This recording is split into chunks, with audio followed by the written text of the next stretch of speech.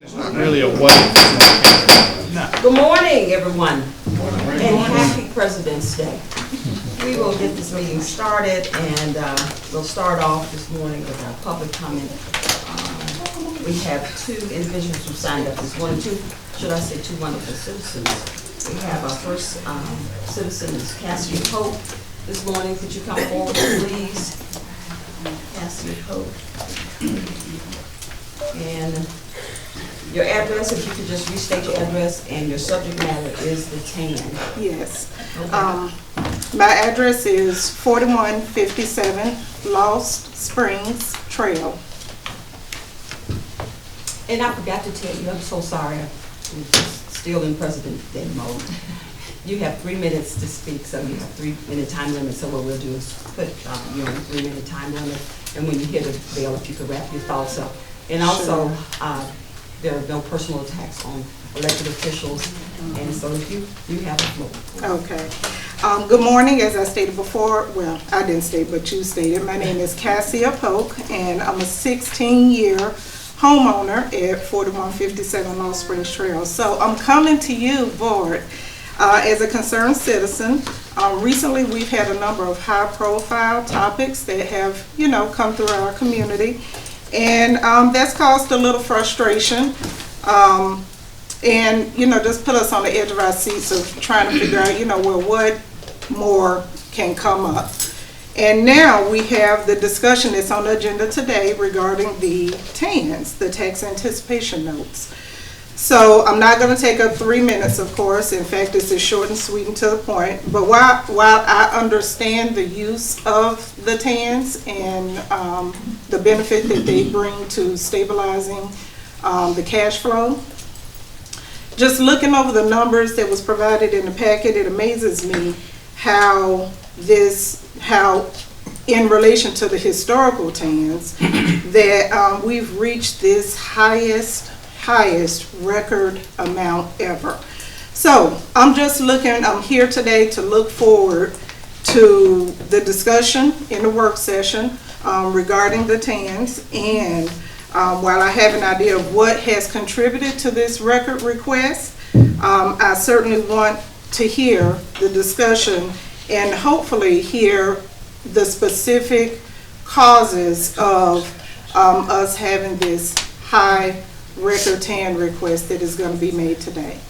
So that's my comment for today. Thank you. Thank you so much, Ms. Pope. I appreciate you coming in. And we definitely will take this matter under advisement because we will be discussing it, and I'd love to respond to some of your questions as we get into the agenda. So thank you for coming in. Next we have Mr. Pierce, Mr. Larry Pierce. If you could come forward, and if you could just restate your address, you have it on the document.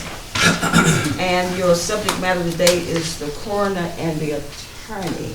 Kind of a new subject. But remember, no personal attacks, so I'm not sure what you're planning to discuss about the attorney, but I'll listen first. Larry, you have 3 minutes. Larry Pierce, 4120 Van Sant Road, Douglasville, Georgia. I've had sniffles the last few days. I wasn't sure if I was going to make it today or not. I was kind of in the sack for the weekend, but I thought I'd start off by getting to church and see what Greg over at church had to say. And that's one time you have a lot of time to think about when a minister is talking. And he hit upon things that are we using the abilities we have to the best of our abilities. And if you have more than one ability, then you should try to seek out what that is. And it dawned on me that I know things are coming to a head sooner or later with the advent of Miss Godwin deciding whether she's going to run or not, and also the fact that she wants to see about an attorney. Now, let me say this. When the judicial system looks into someone, it's because either the public asked judicial to do it, or judicial did it on their own. And in this case, it was a little bit of both. And they found what they found. Now, they were limited to what they were trying to find, so it went on to continuation to the Corner Association. They're newly formed, and so the end result is they found no real fault. Well, you know, as you know, you can raise a child, and there really is never a fault. There never is a fault by the mother, if she's a loving mother, and daddy takes up with a little girl. Sometimes the boy gets a spanking and the girl don't. It's just one of those things in life that occurs. Now, there's things in life that people tend to grow up. They grow up in doing, and they grow up by getting help. When they get down, they expect someone to pick them up and help them. And this is what's happened time and time and time over, okay? It started out on the wrong foot. It started out when she lied in the beginning, and I don't want to keep saying it over and over, but it has never gone away, and I had to ask myself, why did I get involved in this? I got involved in it only because somebody said, it's a lie. I said, you can't go in front of the Board of Commission and say someone lied. You can't do that. So I told myself to look into it. There has never been an apology from that. Now let me tell you something. Even though they are forgiven at this time, Madam Chair, I ask that you do not entertain any requests whatsoever about her requesting an attorney. That would be a slap against the judge, be a slap against the people, and it would be a slap against the association we have here as commissioners. Now, there is a word that has this feasance attached to it. It sounds like it's a mental disorder when I first heard it. There's a malfeasance, there's a misfeasance, Mr. Pierce. and there's a nonfeasance. Yes, ma'am. The buzzer is gone off. So I ask, please do not attempt to say it's okay, because all you would be doing, as they say in church, is backsliding. Thank you. Mr. Pierce, appreciate you coming in this morning. All right, Board of Commissioners, look at our approval of the minutes for tomorrow. I ask that you take a peek at the minutes and be prepared to approve accordingly tomorrow. And then I'll move back to our first presentation. We have 3 presentations this morning. Our first presentation is Ms. Darlene Kimes will be giving us an update regarding the Atlanta Regional Commission ARC Advisory Board for the Senior Aging and Independence Board. Are you here, Ms. Kimes? Oh, there you are. Thank you so much.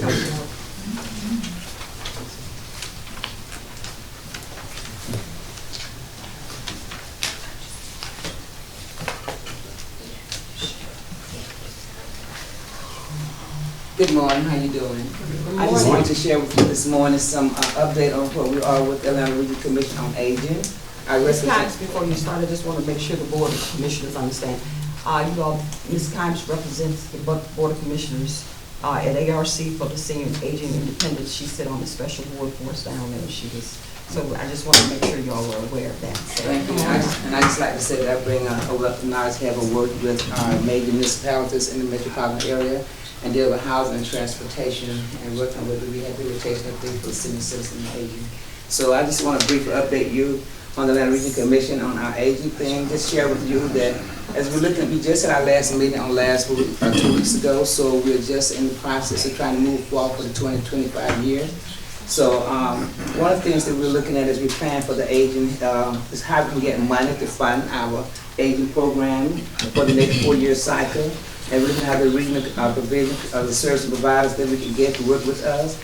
And we're trying to make sure we have the right allocation assigned to different 10 county areas to make sure we have money flowing throughout. We have not yet established that for the 21st year yet, but we're working on that. We'll be tackling it as we go back to our next meeting. And we're looking at the goals on the entire state and all agencies on agencies and working collectively to come up with a plan that we can help benefit the aging in the state of Georgia and our region. Our goals pretty much are simple. We're looking toward providing long-term services and support. We know there's a problem for our senior citizens and our aging. We're trying to make sure they have more access information to how they can get services available to them. We want to strengthen the network on our aging network so they can make sure that they also know what the whole program is about for them, how it's going to benefit them in our state as well as in our region as well as in our county. One of the things we know that we want to look at how we can prevent abuse for our senior citizens and our agents.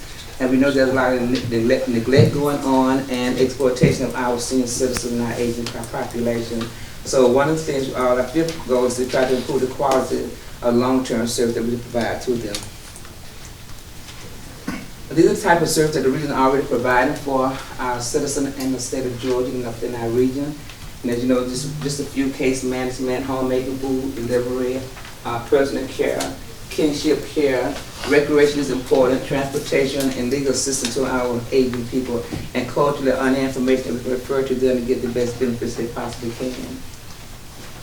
As you probably know, and we all know, that we're all living longer. It used to be the time that we were probably living at age 60, 65, but based on different conditions that we're in a better condition, we're finding that our aging population is living much longer. And today, as you see, you have out of 792,000 people at age of 60 or older that live in metropolitan Atlanta, and that 1 in 6 of us would fall in that category. We anticipate that by 2030, that our older population will continue to increase, and then before we know it, we'll be at $1.2 million. Finance person.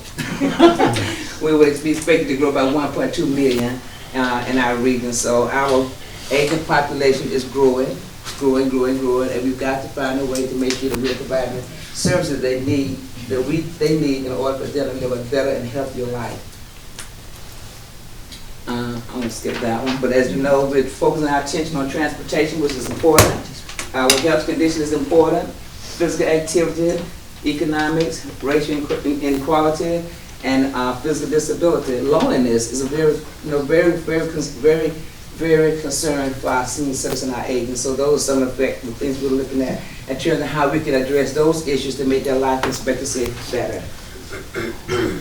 We are targeting different areas: low-income people, minority, limited English proficiency, frail people, and just great social needs that our people need to know in general.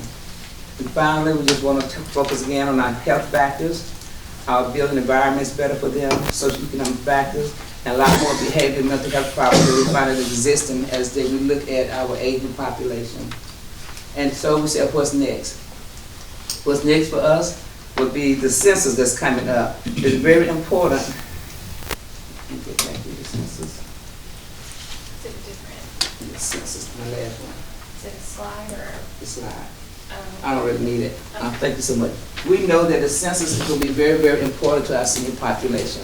We strongly encourage our community to work with our legislators, work with our people in our neighborhood, and make sure that these individuals are counted as we go forward looking at the plan for 2025 through 2025. And if our aging community is not counted, census providing services to these individuals so they can make sure that they are counted, because if they're not counted, then services can be very, very important, and they'll lose the type of services that's valuable to our community. And having said that, I just want to say this is just an update on where we are. We'll be meeting again next month and hopefully start rolling out our plans in terms of more specific things we'll be looking at addressing. And I just wanted to update you with where we are. I thank you so much. Questions? Okay, thank you so much, Ms. Kine. Board of Commissioners, do you have any questions or comments for Ms. Kine? Thank you so much for bringing us that presentation this evening.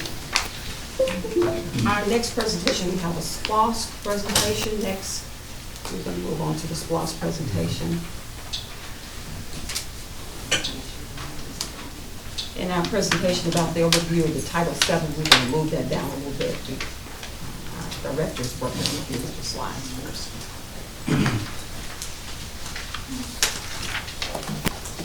Thank you again, Mrs. Hines. So good morning, Madam Chair, members of the board. My name is Terry Gable, and I'm with Atlas, and I'll be doing the SPLOST update for the month of February. So we'll move into that. So I'll be reporting on the December revenues 2019, the last month for the calendar year, and then I'll be reporting on work during January. So as of the end of January, we've invoiced about $37.6 million in the SPLOST program. That number's a little bit higher. Of course, we got invoices that are in the pipeline and that are not showing up. So the program is certainly growing. If you look at it by program, we're about around 19.707 million in fire that we've invoiced out. Transportation is right at 14 million.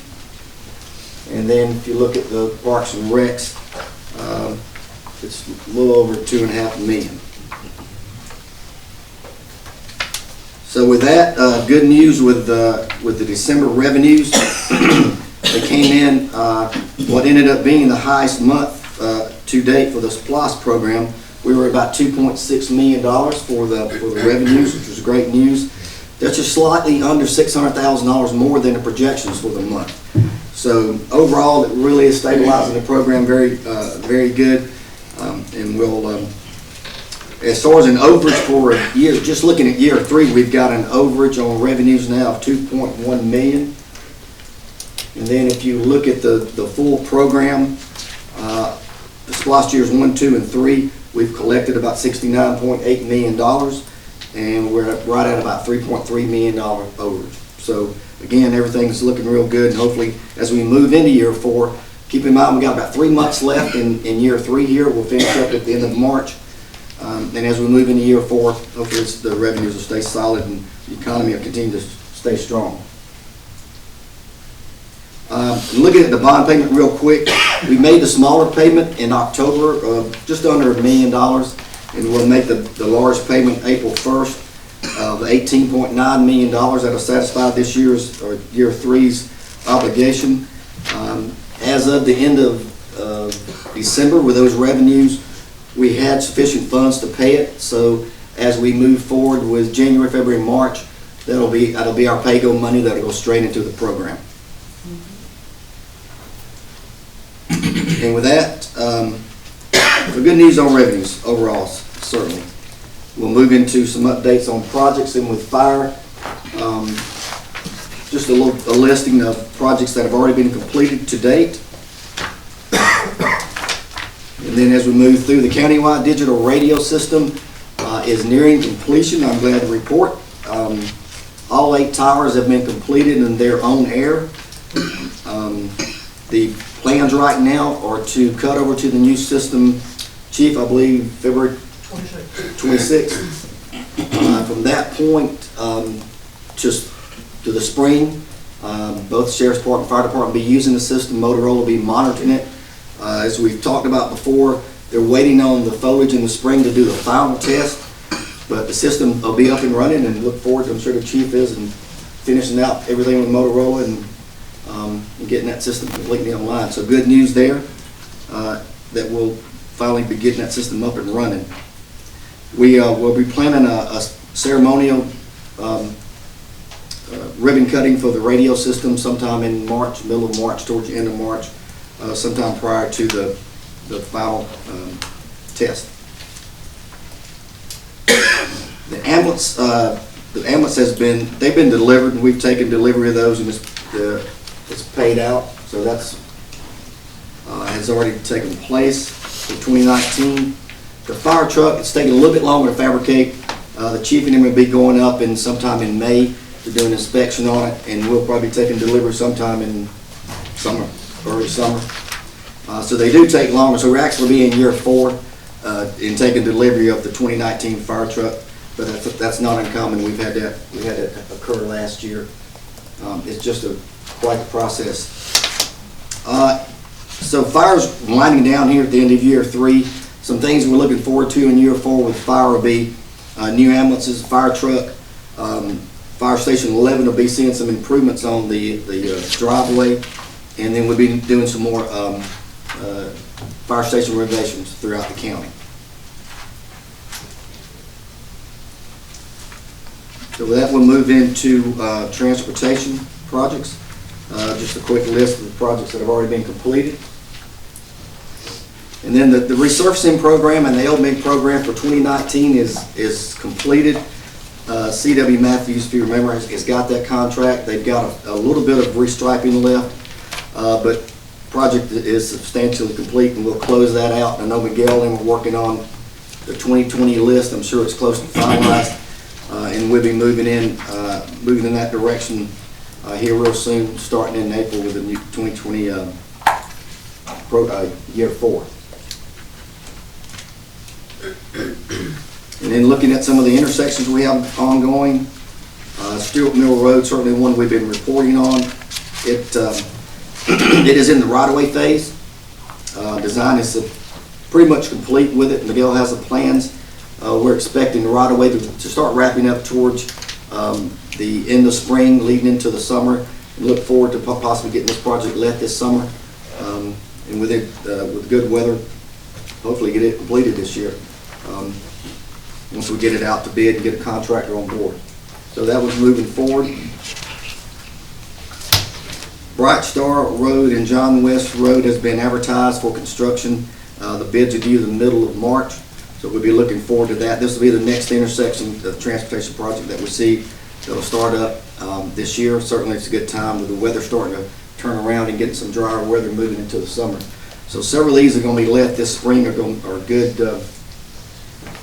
good timing. So jumping to another one, Sweetwater Church in Doris Road. This project is under construction. We bid it out at the end of 2019, and it's on schedule right now. Just a quick picture. So they've been able to do a little bit of work considering the rainy season we've had this winter. So they've managed to get out and get started, which is good. So that project again is on schedule and should be wrapping up by sometime around summer. And that is Prime Construction that's working on that project. Our Chapel Hill Road project is obviously, this is one of our larger transportation projects within the SPLOST program outside of Lee Road. But we're still in the design phase with Chapel Hill Road. Miguel is working with the design team and locking down on a scope for that project. As you well know, we've been looking at a couple of different designs. We've got a future project to widen Chapel Hill that's in the comprehensive transportation plan, and that's kind of come into play as we're moving through this. But Miguel is working with the transportation committee, and we'll hope to have some final decisions on that, and we'll let the design team continue on with the final design for Chapel Hill. Highway 5, good to say that this project is officially in the design stage now. Michael Baker Consultants is doing the design on it. Miguel said the team's already met with the developer of the property out there, and they're making some progress already with those meetings. And it'll be good to get this project going and get it designed so we can start looking at what the impact's going to be for the project and the utilities. Our sidewalk projects, the first two, the Lithia Springs and Chestnut Log Middle School, we're wrapping up the right-of-way on them. Miguel's anticipating bidding these projects out in March. It'd be good to get these under construction as we go into the spring, and they'll be fairly quick once we get them out to bid and get a contractor on board. So that's good news there. The one that we are still working with GDOT on is New Manchester High. It's on State Route 92, and it's within the means of Georgia DOT, so we're trying to we're working through that process to get a permit, and they're reviewing our plans, and we're back and forth with them. So a little time consuming there. The good news is here we don't have any right of way we have to obtain, but it looks like the GDOT process is taking a little longer than the right of way on the other two. So that said, the Whitestone culvert is ongoing. It's under construction. Gail is working with the design team on some design revision, which should end up being a credit for the project, but he's working through that and presenting that to the Transportation Committee, I think, this week. So no issues there. The project's on schedule at this time. Our street lights on I-20 at the ramp, again, this falls within the jurisdiction of Georgia DOT, and both Greystone and Georgia Power are waiting on them to get final comments back from GDOT so that they need to make whatever adjustments they need to make in the plans. And once that's done, these guys will start the work, and I'm hoping that'll go fairly quickly. Highway 92 at Mount Vernon, this is where we're going in and putting in a traffic signal. GDOT, this is a GDOT project. This is actually a GDOT contractor. The materials have been ordered, and Miguel is expecting the contract to start early March. So that'll be great news once we get them out there and see some barrels go up. That signal should go in fairly quickly. Highway 92 at Riverside Parkway, this project is in the design phase now. We're moving forward with that with Ponding Company. Looking forward to get that one designed and get a scope built and start looking at the budget for it. And our Lee Road project is, this is the widening project on Lee Road, from 20 down to 92. This is also a Michael Baker project. It's on schedule as far as the design goes. Dale, we're still looking at a June letting for this project, so considering the size of it and the history of it, that's great news for the county to be able to get this project within shooting distance of getting it let. At this point in time, we don't see any issues with this project being delayed. This will be, again, a partnership with GDOT as we move through the construction phase, and obviously they've got money in it and working all that out with GDOT. This is another sidewalk project that we've started with under SPLOST. It's actually on Maxim Road, and will extend from the current GDOT project up to Cobb County. Just a short section there that needed to be kind of a closed gap there between Douglas County and Cobb County. And again, this is under design now, and this should go fairly quickly. Miguel's anticipating no right-of-way possibly with this project unless something comes up with some easements, which that will certainly speed up the construction of it. So with that, we'll move into parks.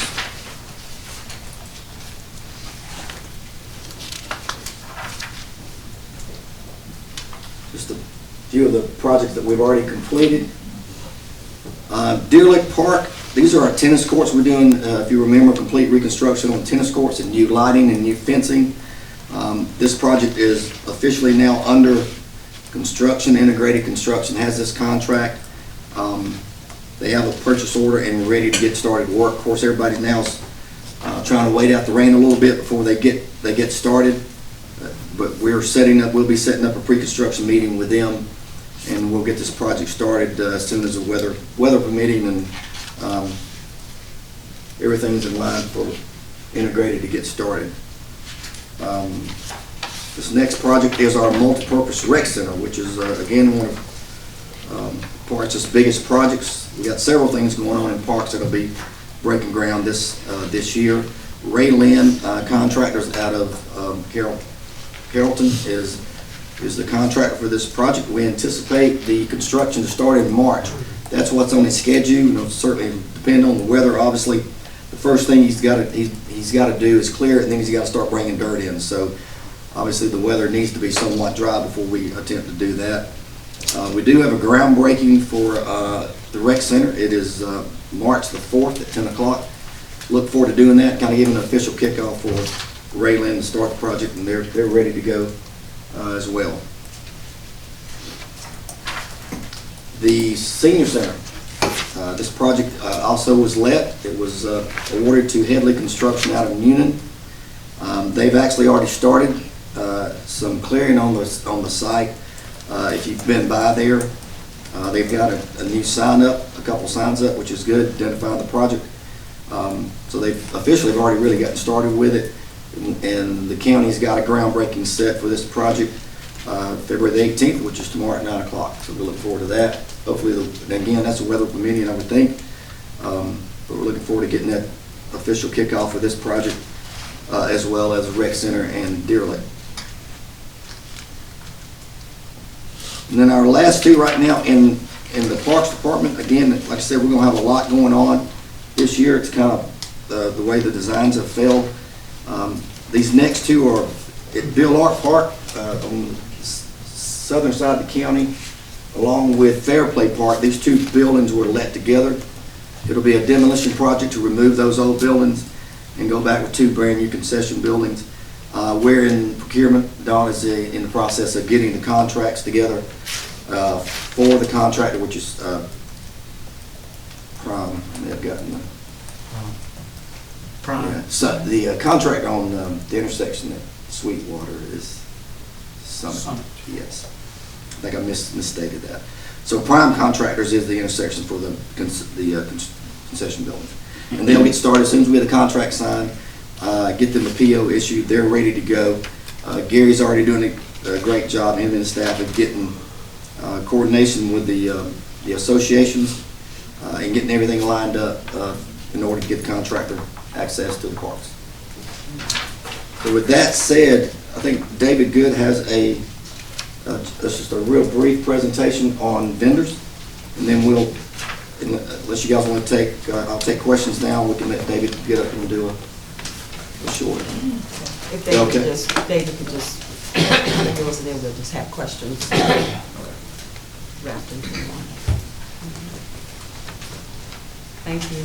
Mr. Gable, thank you so much.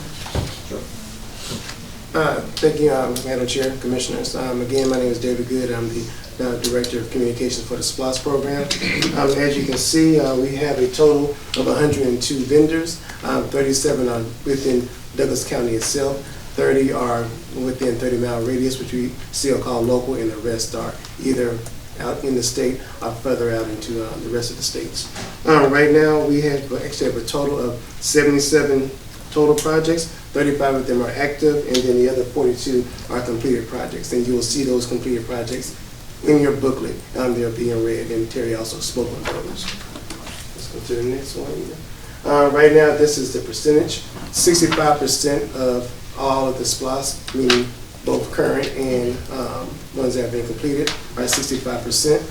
Just for you guys' knowledge, these projects are as of the close of January. So this does not include any of the revenue or any of the money that's going towards either the senior center, multipurpose center parks. The two parks are Deerlick. So therefore, that would be a big change the next time I make a presentation. The dollars would be vastly different. Right now, even though we represent 65%, it's only 47% of the revenue. So the dollars that are coming in, even though we represent a higher number of this projects coming in, we represent a smaller number of the amount of money that's coming into local vendors. And then as far as with the active SPLOST, when it comes to our DBEs, that's been a big thing that's coming on, especially from our commissioners, is that right now we are showing about 59, close to 60% of our current projects, our minorities actually have a stake in those. So where there's building going on, there are minority firms that actually have been are actually working on those projects. And the only negative part of that, I won't really call it negative, but I'll say right now they represent 10% of the actual cash flow that goes in. So those minority companies, even though they're representing 59% of some of the work, they're only getting 10% of the revenue. And that's actually my piece. So I want to make sure I kept it short and sweet for you guys, because I know you have a good agenda. If there's any questions for Terry or myself, well, we'll take them now. Okay. Any questions from the board or comments regarding the SPLOST presentation? No questions this morning. Oh, well, Commissioner Gotti has something. Yes, thanks, Commissioner ma'am. Terry, I was going to go back to the Whitestone culvert. You said there's some kind of design problem. We've already up that or addressed that in a previous meeting. What's going on with that? So it's involving the footings. And That's some what the information first came one out. was involved in. And this is still the same. Some things came out during the geotechnical reports that apparently gave us an opportunity to look for a cheaper type of footing.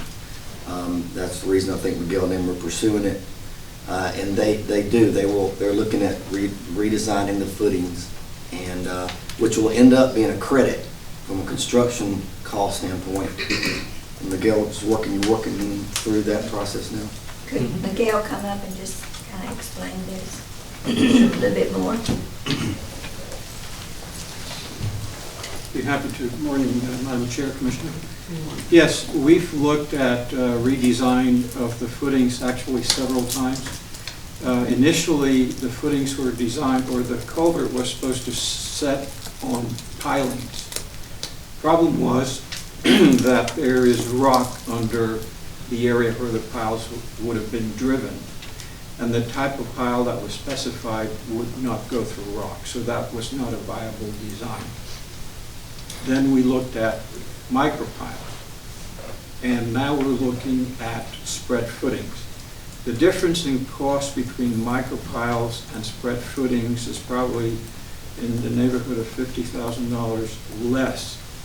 We did some additional testing to make sure that the spread footings, which is the more conventional type of footing design, was viable in that area after the contractor went in and did some excavation. So it was something that wasn't done early on in the process, but once the contractor got in there and found that the soil seemed to be stronger than had been anticipated, we began the process of exploring whether we could actually save money on the project by going with a footing design that was more conventional. So how much of a delay is this going to cause? Frankly, in terms of delay, it's about a 3-week design, redesign period. But it's But going in to re- save us. It's going to save us. $35,000. It's going to save us quite a bit of money, but in addition, because of the rain that we've had the last month and a half, the contractor was not able to do very much anyway. So we lost a little time, but not as much as you would think, because they just couldn't do any construction. So the estimated completion time for the bridge is when? It's certainly going to be later in the summer, towards the end of the summer. That's the expectation. It is possible that once they get the conventional footing design in place, things will go relatively quickly. Problem is that right now they're working at the very bottom of the construction tier, if you will, and it's wet and it's within or very close to the stream or the creek. So, but once they start getting up above that area, things will go much quicker. All right, thank you. Thank you, Oh, thank you, Commissioner Taylor. Okay, Commissioner Mitchell? More for Terry, I'm sorry. So can we go back and at least restate the 18.9 mil that we're good at for April, delivery of the dollars and cents to kind of complete that large payment that we got? Yes, so let's back. So December, the revenues came in for December. They were 2.6 million. So as of the end of December, we had sufficient revenues to pay the bond completely off for year 3. That payment, we made the initial payment in October. It was just under $1 million. The large payment is due April 1st. It's 18.9 million, I believe, and we would have funds and ready to pay that. As soon as that day comes around, we'll pay that. And then for January, February, March, it'll be what we refer to as pay-go money. That actually goes into the program and helps build a program budget. And could you just hit those numbers again, the overage of roughly 3.3 that we're sitting on, to the good of what we've done thus far as an overall of the numbers? For all 3 years, so now we're just about to close out the 3rd year, we're currently standing at $3.3 million as an overage of what was originally projected from the beginning. Right. And I just want you to state it for the record so everybody can kind of hear it again and kind of see where we are, that I think we're doing an excellent job as to moving those funds and paying off and getting into the pay as we go. So I think we're in good shape there. Last but not least, can you revisit for me the sidewalks? You know, the sidewalks have been a stickler of mine, and I'm glad to note that we're almost a year later, somewhere about ready to walk on some sidewalks. Yes. So we'll, just to kind of restate that, Miguel's office there was only just a couple of parcels, right-of-way parcels, or easements that needed to be acquired by the county. He's wrapping that up. I think you've already seen it come through for approval on some of those.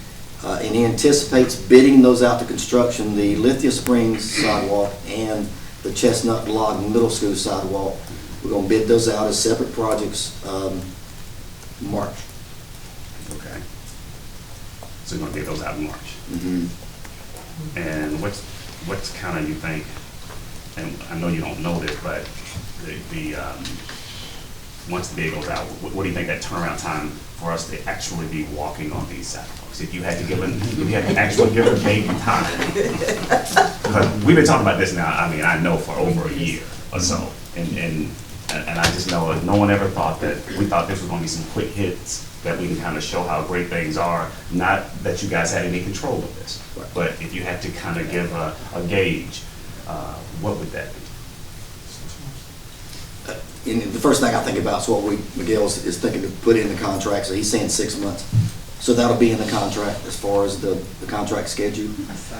So in that, for that size of project. And I know you really can't say to the T based on the effect of weather, based on the effect of what Sure. it come in, because if it comes in off or under would be great, but if it came in over, then we got a whole nother, can of worms we gotta deal with, I guess, so. Correct.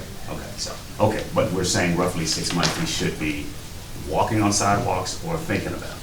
And to clarify that a little more, 6 months from the date the contractor gets that notice to proceed. So we bid it out in March. Okay. It's a 30-day time frame to get the contract, so you're March, April. He gets started in May, so 6 months, this is say, 6 months from May.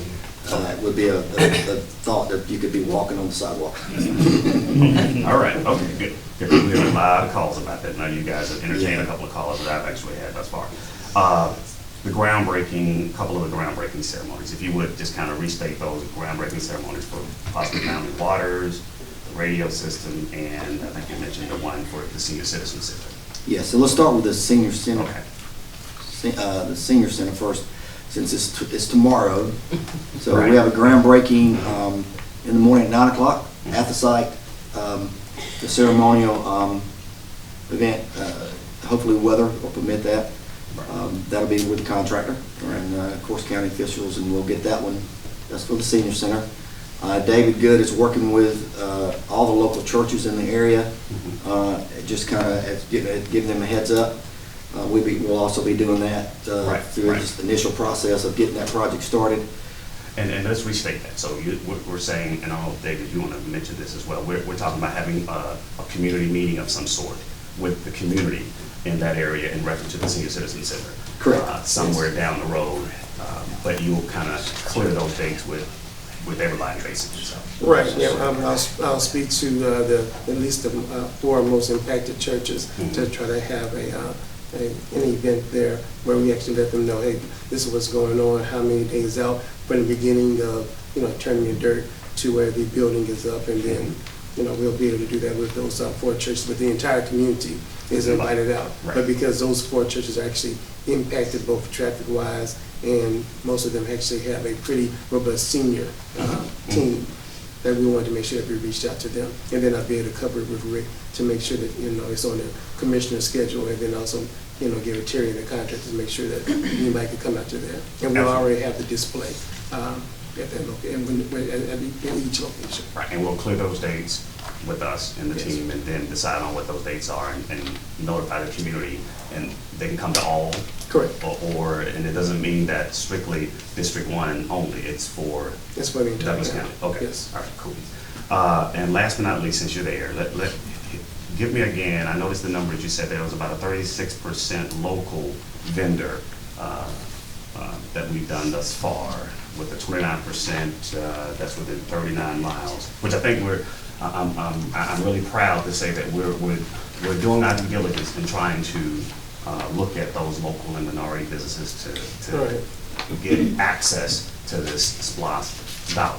Correct. So I think that's a great job in where we are, but can you just reiterate those numbers once again so the general public can kind of make sure that we kind of, they want to breeze over that they kind of know what we're really, our goal, this board goal is, and what we're trying to do in establishing, we're forcing you to kind of make sure that you guys are reaching out to assure that this possibility happens, even though you can't control it. Right. So it's that when they bid, they make the cut or they don't make the cut.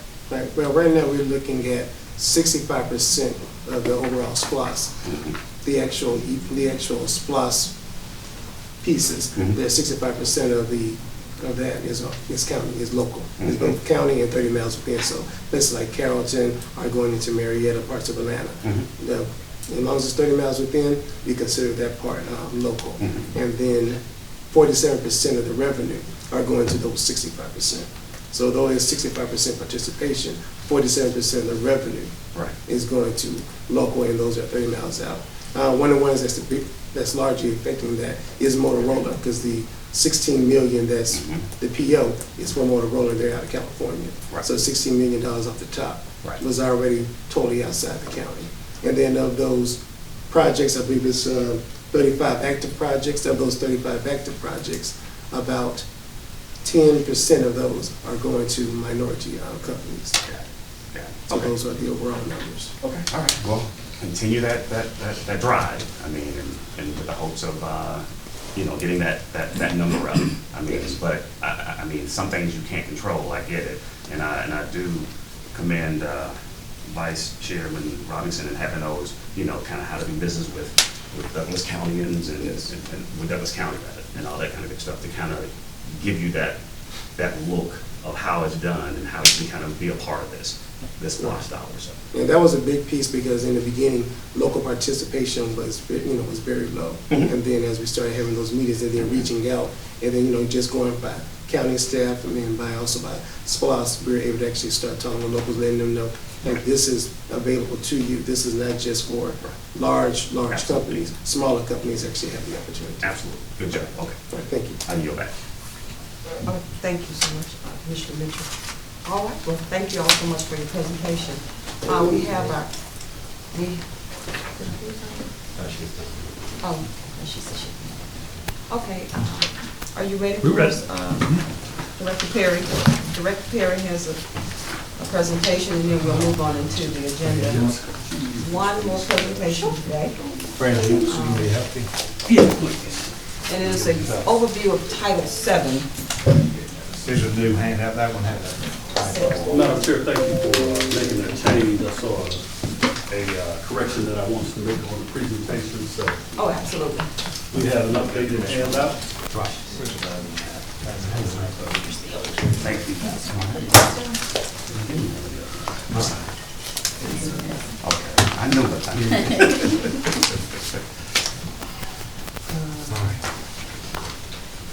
Brady, you have a few more? I do. I may have that.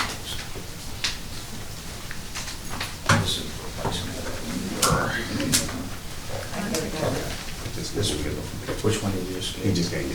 He just gave me. That's all. Good. Let me get one. Okay. Madam Director Chair, Perry, Board you have the floor. Commissioners, Yes. I will make this as swift as I possibly can. I'll be brief.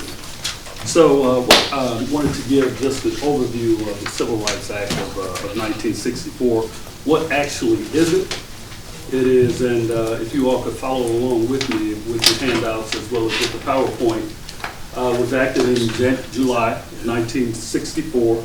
It's a landmark civil rights case and labor law case that outlaws discrimination based on several protected classes, which we'll go over.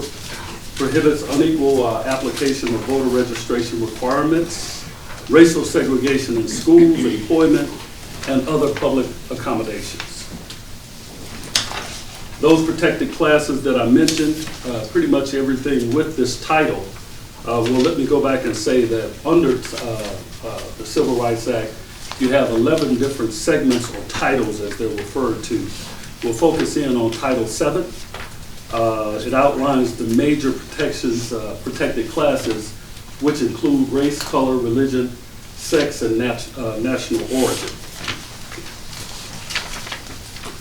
Under Title VII, it is illegal to discriminate in any way, shape, form, or fashion in employment, including but not limited to these bulleted items that I have here: hiring and firing, compensation, assignment, or classification of employees, transfer, promotion, recall if anyone has been laid off, job advertisement, recruitments, testing in the form of promotions and things of that nature.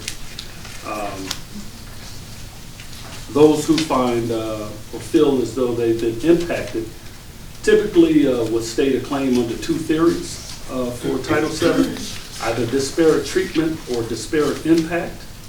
I have a brief definition of both here. Disparate treatment is the claim that as a member of a protected class, you've been treated differently than those who are outside of the protected class, and that differential treatment was intentional.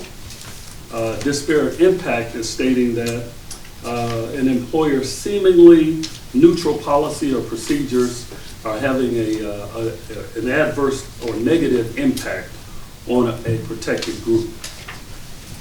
And again, Madam Chair, this is kind of just a quick and dirty of this title, Title VII. So, next slide. How does the county protect itself, and how do we conform to Title VII? There are a couple of things within the Douglas County Merit System Handbook that keeps us in line with this Title VII. I've put here in this presentation Section 13-15. In the Merit System Handbook is the purpose of merit principles. And as you read that, it'll show you that it's the purpose of these rules to establish procedures which will serve as a guide to administrative action concerning various personnel activities. One of the things that we do that falls under this, we just had our annual February Merit System meeting where we kind of go over policies and procedures, see which ones in the Merit System Handbook need modification. If anything that we see needs to be changed or needs to be updated based on updated legislation, we would do it during that meeting. So this is one of the policies, procedures that is within the Merit System Handbook that keeps us in line with Title VII. Next slide. It goes on to talk about some of the items that we do in terms of recruiting, selecting, establishing pay rates so that they're equal pay for equal work. We also make sure that we keep and retain employees on basis of how well they do on their work, and hopefully those are the things that we measure their performance by. So, next slide. Last slide I have here, Madam Chair, deals with the county's stance on equal employment and opportunity that the county provides for those who would like to come and work for the county. And I'd like to read this verbatim. It states that it is the policy of the county to provide equal employment to all persons and to prohibit discrimination in employment because of race, color, religion, sex, national origin, creed, ancestry, political affiliation, physical handicap, or age. This policy applies to and is a basic part of every aspect of the county's personnel policy and practices in employment, development, advancement, and treatment of employees. We try to go to great lengths to make sure that the county is within the guidelines of Title VII and the Civil Rights Act of 1964. Just wanted to give a quick and dirty overview of that law. I'll open it to the Board of Commissioners for any comments or questions. Thank you so much, Director Perry. Board of Commissioners, I asked Director Perry to take a look at this. We've just rolled out a customer service initiative for all the citizens as they come through, so they can look at all our tenets that are relative to how we provide customer service here in the organization. Also, Title VII is part of the human resources component, which is under labor law, and I just thought that I wanted the Board of Commissioners to have a refresh on Title VII as well. If there are any questions at this time, Title VII certainly, it keeps us in the position of making sure that things are equal and balanced within the organization. Should I say, part of my education is related to human resources management, and that labor law component is very, very important. So it's okay for us to have refreshers every now and then to take things out. I've talked to our director and said, when the last time we discussed Title VII in this organization, he says, it's been a while, if we have it all. Mm-hmm. So the discussion is not to make you uncomfortable. Any questions from the board or comments regarding Title VII? Commissioner Dyda? Yes, you said that we had the employee merit. Was anything brought up that we were having a problem with this? No, ma'am. I just wanted to point out that during the every February we have the Merit System meeting, during which time we pay close attention to the handbook to see if there are anything that needs to be updated and changed or what have you. Me in particular, I always keep a good grasp of the things that are coming through my office. So if anything that I see that needs to be updated or we need to review, I would certainly bring that to the Personnel Review Board for modification. But we haven't had that, we haven't had any complaints. We haven't had any, no. All right, I hear that. We just had a meeting this February, which Fred just mentioned. The meeting that was, what, 2 weeks ago? Actually, it was It's for the last merit week. system. It was last week, Yeah. last Thursday. Just want to keep you all abreast. Any other questions or comments? Commissioner Mitchell? So, and I agree with Commissioner Guider. So there are no problems that you are aware of. Right. You're just more or less bringing this to the forefront to make sure that, because from my understanding, your job is to keep this EEOC and or labor law and this type of information in front of how we operate as a county. That is correct. Okay, so are you doing it? Yeah. Okay, so. I hope so. Okay, right. Because, that would be my concern, and I think I echo Commissioner Guider's concern is that to hear this, it makes me a little nervous to say, are we not doing it, or what are you trying to position versus what are you saying? What are you trying to say, or what are you saying? Okay. I'm not saying anything. Okay. I'll put it there. Okay. Just giving an update on this particular act and how the county is falling within the guidelines that have been followed. So I was asked to do so. Okay. And I hope this act and any other act that deals with the EEOC, labor law, and anything thereof are addressed every time there's a hire, every time there is any meetings of any sort when it comes to department heads and how we operate as a county. So I can say you are doing this. Yes, and Okay. and to your point, Commissioner Mitchell, the advent of Civic HR has been very instrumental in kind of streamlining our recruitment and retention process. So that was very helpful in that process, not necessarily dealing with paper, and anyone is able to apply. It widens our recruitment process to a large degree. So it's very helpful with keeping us in line with this. And I'm glad to know that you are. And because I know there are some things that have been done even with the hiring process that deals online, that we've instituted where you can go online, you can make do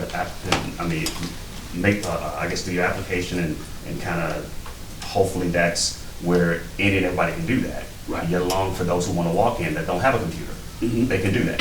Right. Okay. Right. They can come in. All applications are online now at this point. Correct. Right. Correct. Right, and as long as all of those needs are being addressed, whether it's this or any other policy, SOP or whatever, that's a part of hiring in that process, that is non-discriminatory. Right. Just make sure we're clear that is being done. So I don't want the fear of not knowing that you're not doing it. Right. I just want to make sure that this is customary for what we do. Absolutely. Okay, good enough. I yield back. Thank you, Commissioner. I believe you And had something. Madam Guider, did I see a look? Did you have a question?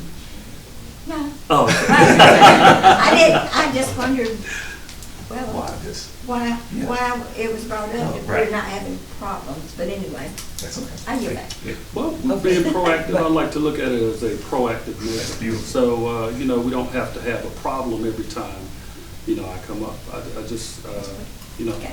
Yeah, well stated. You kind of scared us. I will say there's a good reason for doing it, and that relates to when Matt fills out the employment practices, and training is one of the questions they ask, do you train your people? And training the leaders is probably as important as training the people, but it is a question asked on our insurance renewals. So are we I'm not sure that's what's driving it, but it's a good thing from that But perspective. the question would be, are we doing that? And we are. And we are, yes. We got, Yes. we got Right, a good record. we got a good record, so I'm good. Yeah. That's what I think, that's what we're saying. Yeah. It was like, well, where did this come from, and why? But I'm assuming that, not assuming, I know that we are doing these things anyway. yes. But being proactive, I love that, but this is common to what we do. Yes. Okay, good enough. Yes. Scared. Yes. Okay, thank you, sir. You yield back? I yield back, I yield Oh, back, okay. yes, yes, I'm sorry, yes. Commissioner Carpenter, I believe, did you? Okay, you did. Okay, Commissioner Robinson, do you have anything? Yes, I do. Okay. Does the state have anything like this? Sorry. State. State. The State state, of Georgia. yes. That's my first question. Second question, does this apply to procurement? Right? Could this be extended to procurement, how we contract? Wow. Now, Commissioner Robinson, I'm going to yield to legal to respond to that. I'm going to try to stay in my lane and speak from an employment perspective. That's good. Anyone? Well, let me say this, without being into, I may not be able to give you a perfect answer right now, be glad to would. This has to do with the pillars of race, color, religion, sex, and national origin as it pertains to employment, hiring, practices, compensation, voter registration, access to public facilities. That's what Title VII is. There's all kinds of federal laws that are outside of Title VII that we routinely think are part of Title VII. For instance, age discrimination laws, there's a separate act on that. This Title VII doesn't cover age discrimination. Title VII doesn't cover veteran status, which is ERISA law, which is another federal law. Title VII doesn't cover technically disability, it's covered by ADA. So there are a number of laws.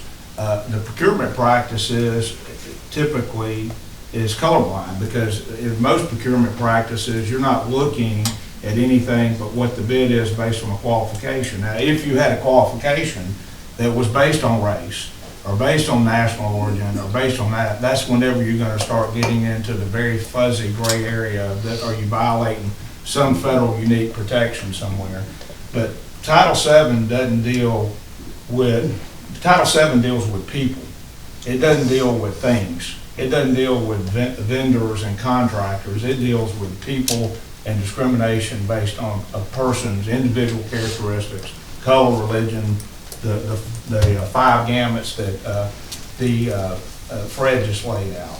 But our procurement practices are designed and should be, if they follow state law and follow our own practices, to be completely neutral of those outside presences because it's not a factor.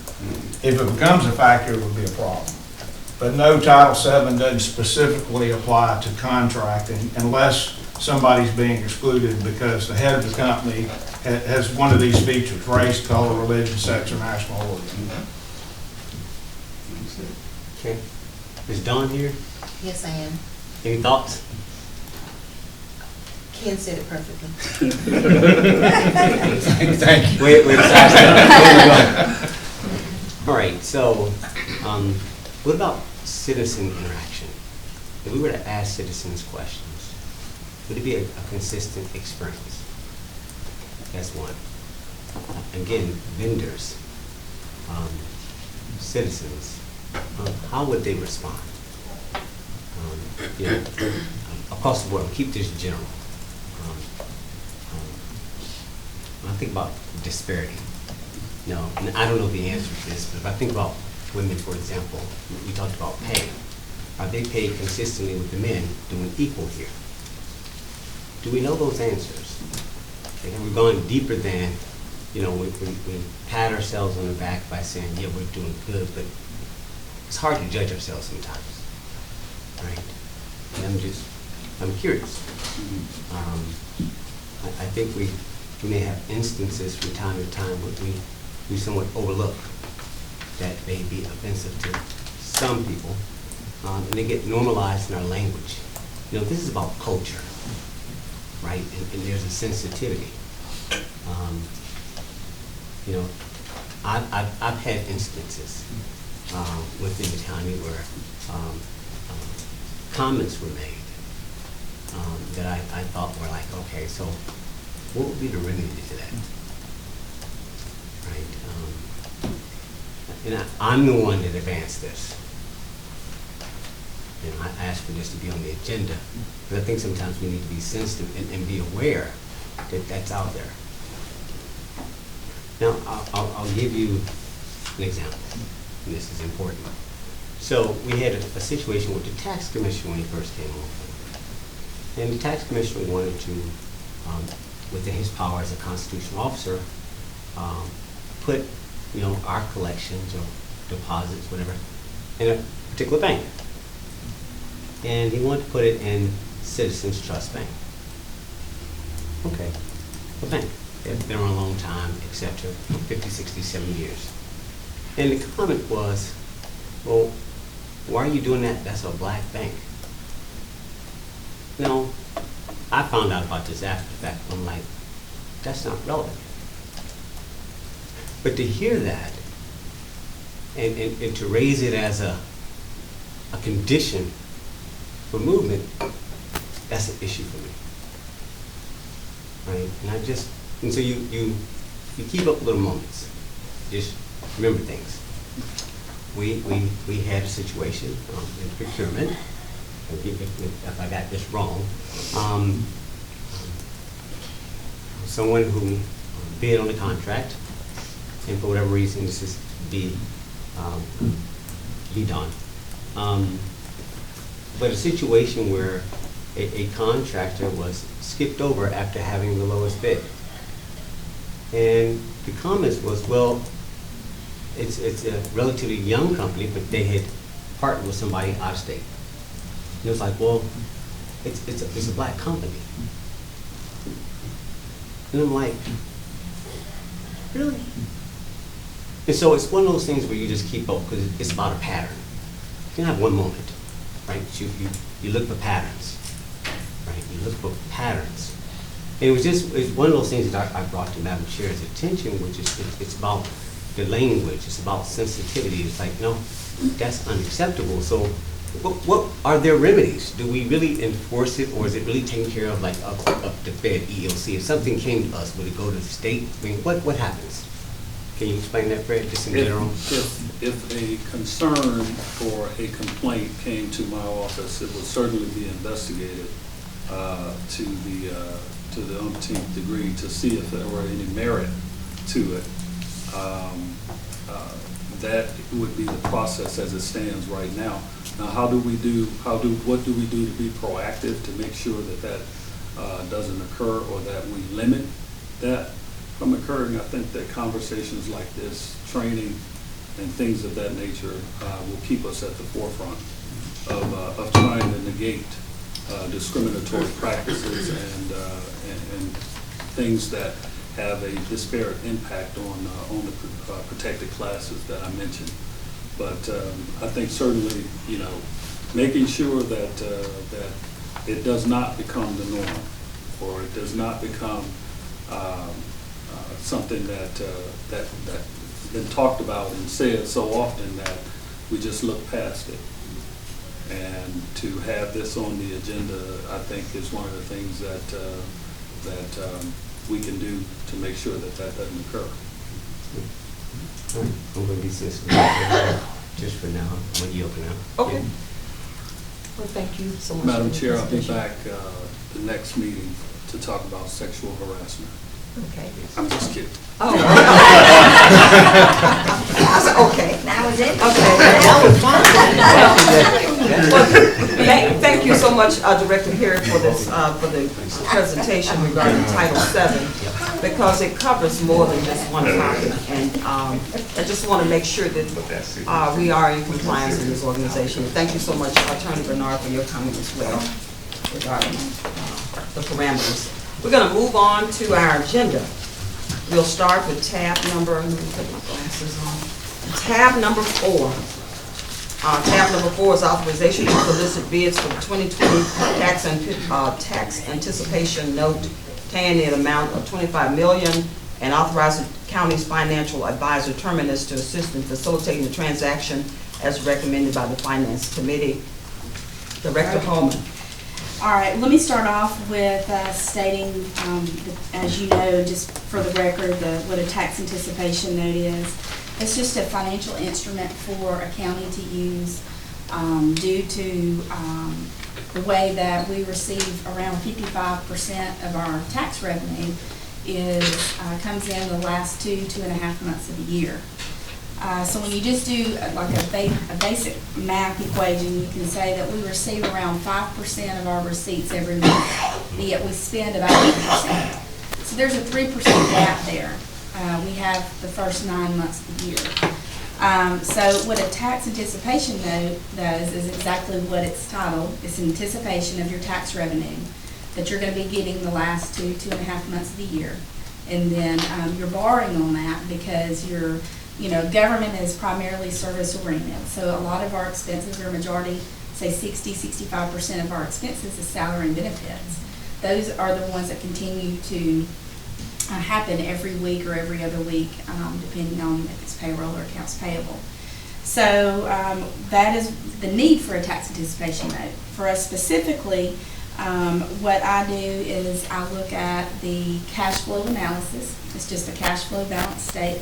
I look at the receipts coming in, the disbursements going out, and I track of what I say or what I think is going to happen each month, and where our cash flow is going to be.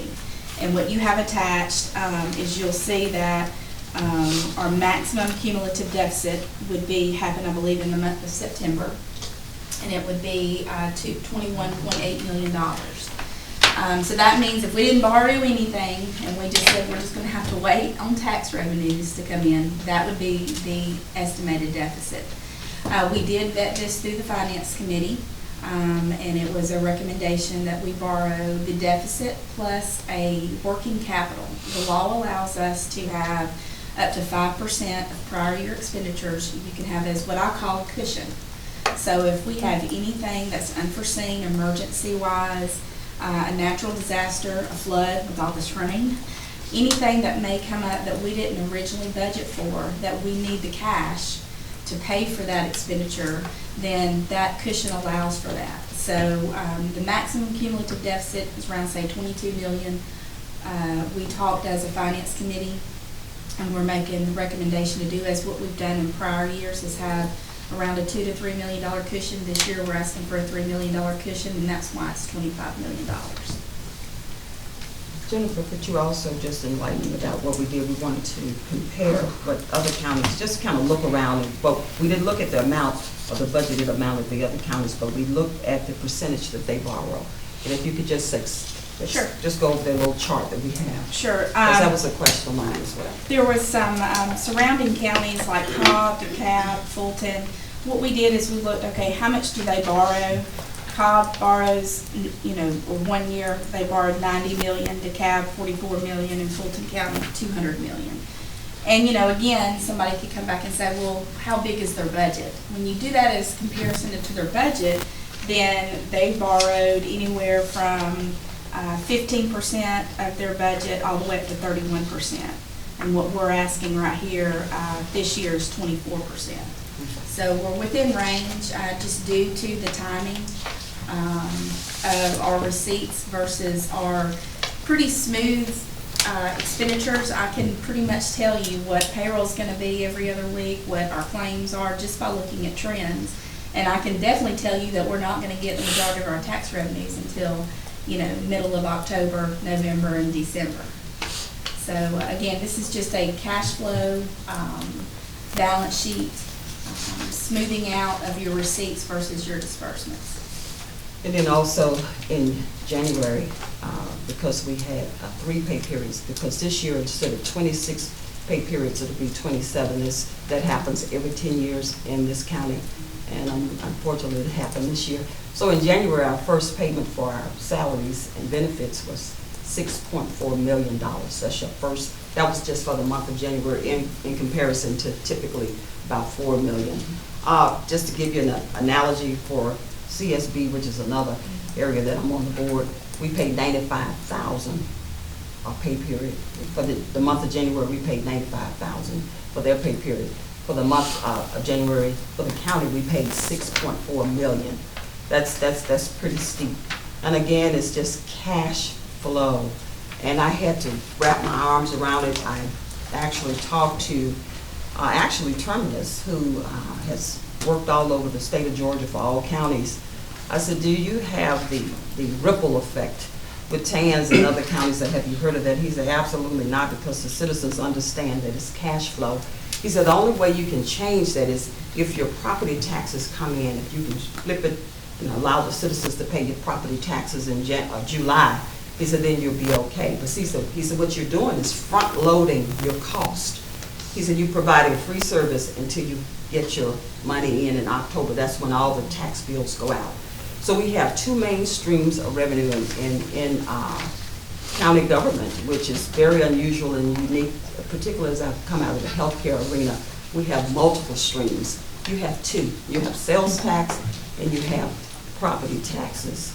And the property taxes don't roll in until October. Also, our budget has changed. It's grown because this county has grown. It is no longer, we're no longer in our teenage sneakers. We are now adults, and we're growing like other counties. Our budget is no longer 89 million. Board of Commissioners, we brought in 102 million, I believe, last year. I think this budget has grown now to, is it 102? Yes, ma'am. 102. And so that's the type of revenue we brought in last year. So the budget has grown substantially. So I researched a little bit, looked at other counties just, and I know Fulton, which has that Atlanta component, and you have Atlanta inside of Fulton, which probably got about 250 million for a TAN. But I just want to look at Fulton County itself. And their TAN, I'm not sure what it's going to look like in 2020, but their budget increased from 718 million to now 782 million for 2020, and that's the largest increase in their budget because things are moving, they're growing. So it was a little hard for me to wrap my mind around 25 million, but we really just need 21.9. But my finance team and Jennifer made me realize that she said, if we have an emergency, we're gonna need some extra cash as a flood. And I said, why do we need that? She said, because when you get TANs, you have to lower all your money down. You have to chew all your money down, regardless if it's a reserve or whatever. It all has to net out to zero before you can even be eligible for a TAN. So I understand it clearly. Actually, when I first went to ACCG training, which was 3 years ago, the first thing they said, a TAN is normal. It's a normal thing. So I said, okay. So anyway, that's my take, and I know our finance Chairman may have some comments. Do you have any comments? Just because I know the citizens had some concerns. I'll wait till my peers, I'll close it out. Okay, you close it out. Any questions? Commissioner Carthen. So what's, Jennifer, can you give us at least one way that we can not have to use TANs? I know if we keep rolling back the millage rate, then that eats into what we could accumulate so that we wouldn't have to borrow the tax anticipation. At the end of the day, it's just being able to have more revenue coming in than what we spend. And that additional revenue, you know, we hear about, and we know that we're going to have some big companies coming in on the digest, Switch, and I think Stitch Fix is already on the digest, but there's some, Google is expanding. There's some things that's, you know, coming in it's in the pipeline. It's just not quite there yet, and we don't see it on our financial statements yet. We hear about it, we know it's coming. So the additional revenue that we get with the sales tax law that's changed, that's going to be effective as of April 1st. The internet sales, you know, of course, we don't really know what kind of impact that's going to be, but we know hopefully it's going to be a positive impact. We just don't know how positive it's going to be. So at the end of the day, it's increasing your reserves, it's having more revenue come in than what you have going out, which at the end of the day increases your reserves. Right, and when we have 65% of the revenue that's going out, it's based on the people who work here who give the services. Right. That's an automatic, and it keeps going up because the quality of life and everything else keeps going up. So we have to be able to pay our people commensurate with what they are putting out. Absolutely. So that will go up regardless of if we want it to or not. Absolutely. I yield, Madam Chair. Okay. And Jennifer, also I have a question for you. You usually pay these TANs off in November is typically when we pay the TAN. Past couple of years, we've been able to go ahead and, or I'd say probably past 17, 18, maybe past 2 years, we've been able to pay them off early. And I think in 18, we're able to pay them off around November, late November. Last year, we were able to pay them off middle of December. Right. and this is a good example as to why we need a cushion, is just the timing. When the tax bills go out, we're at the mercy of the mortgage companies, the banks, because a lot of people have their taxes escrowed. So it's not necessarily the citizens waiting till last minute, sometimes it's the bank wanting to hold on to that money. Well, just last year, there was for us, there was a 2-week delay in comparison to the tax receipts that were received in 2018. So that 2-week delay when you're expecting to get a lot of tax revenue come in could shift a little bit, and that's where we may have to dip into that cushion. It may just be for a week and then we're good, but we have to account for any kind of, whether it's a natural disaster or things that we just don't have in our control, which is what this cushion is for. It's not for things that we've already budgeted for, because I've already incorporated that into my calculations, things that we just did not see coming. In case, yeah. Okay, Commissioner Nato. Yes, okay, last year, we did not roll the millage rate back. So, and this budget for 2020 is based on not rolling the millage rate back. But we spent everything the little surplus that we anticipated having just to balance this budget. So, it doesn't seem like rolling the millage rate back is that big of a factor on whether or not we can stay within our budget. From the revenues and everything from the budget for 2020, they're kind of, I call them aggressive. Or we're anticipating bringing a lot of money in from online sales tax, which I know they still have not worked out how to disperse it back to the counties. I know that as a fact with ACCG and everything. So, why would it jump from 18 million last year to 25 million this year? Are you looks like you're anticipating spending a lot more money than you're going to have revenues coming in until the tax rate is set? In general, that we do spend more money than what we have coming in until the actually tax receipts are coming in. But our budget is larger than it has been in prior years. And one thing too that we had in prior years that we did not have, we talked about it at the budget retreat, is we had these one-offs. We had the extra Google revenue that came in. We had the excess when the jail was finished completion. There was excess loss that we were able to put in the general fund to reduce our debt. Those one-offs, those shot in the arms, as we've called it, it's been mentioned before, they're not there anymore. But when we got them, that helped, one, our budget, but also helped the cash flow. It helped the money. There was money sitting in the bank that we didn't anticipate getting, that we got, that helped alleviate or reduce the amount of tax anticipation. And that's why the revenues are, let's see, the cash receipts, is that based, are those one-off amounts in that cash flow? That is strictly what we're going to be getting this year, that Okay, cash so flow that you're looking at. Okay, so in other words, those things that came down the pipeline that we did not expect kind of saved the day. Yeah, To keep that from a allowed us- large tax increase. But I can't understand how we can jump from 18 to 25 million in 1 year. Now, I know you can compare Fulton and Cobb and DeKalb, but you're comparing apples to oranges there. Their cash flow, their infrastructure, their Six Flags and things like that Douglas County does not have. And I see the only way we're going to stay within our budget is to cut spending. We're spending more. Our financial advisor told us that we were spending at a higher rate than we're increasing. Now, I know we're anticipating a couple of big businesses coming online, but I don't know that we have a figure out there as to what the inventory of Switch is, their personal property, because they're going to be exempt from the building and everything. So it's just personal property, and personal property depreciates fast, a lot faster than, well, real estate really goes up. But, it's saying that we're gonna have a deficit of 21,800,000.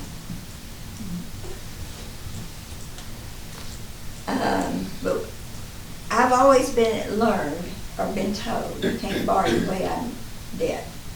And I think that's what this is doing. And I'm fearful of that, for Douglas County. So, have you talked with, Corbin? Mhm. And does Corbin agree that we need to borrow this much money? Mhm. Is he anticipating, or are you anticipating a tax increase? I'm basing my receipts that I have on that spreadsheet based on what we collected last year with any anomalies taken out.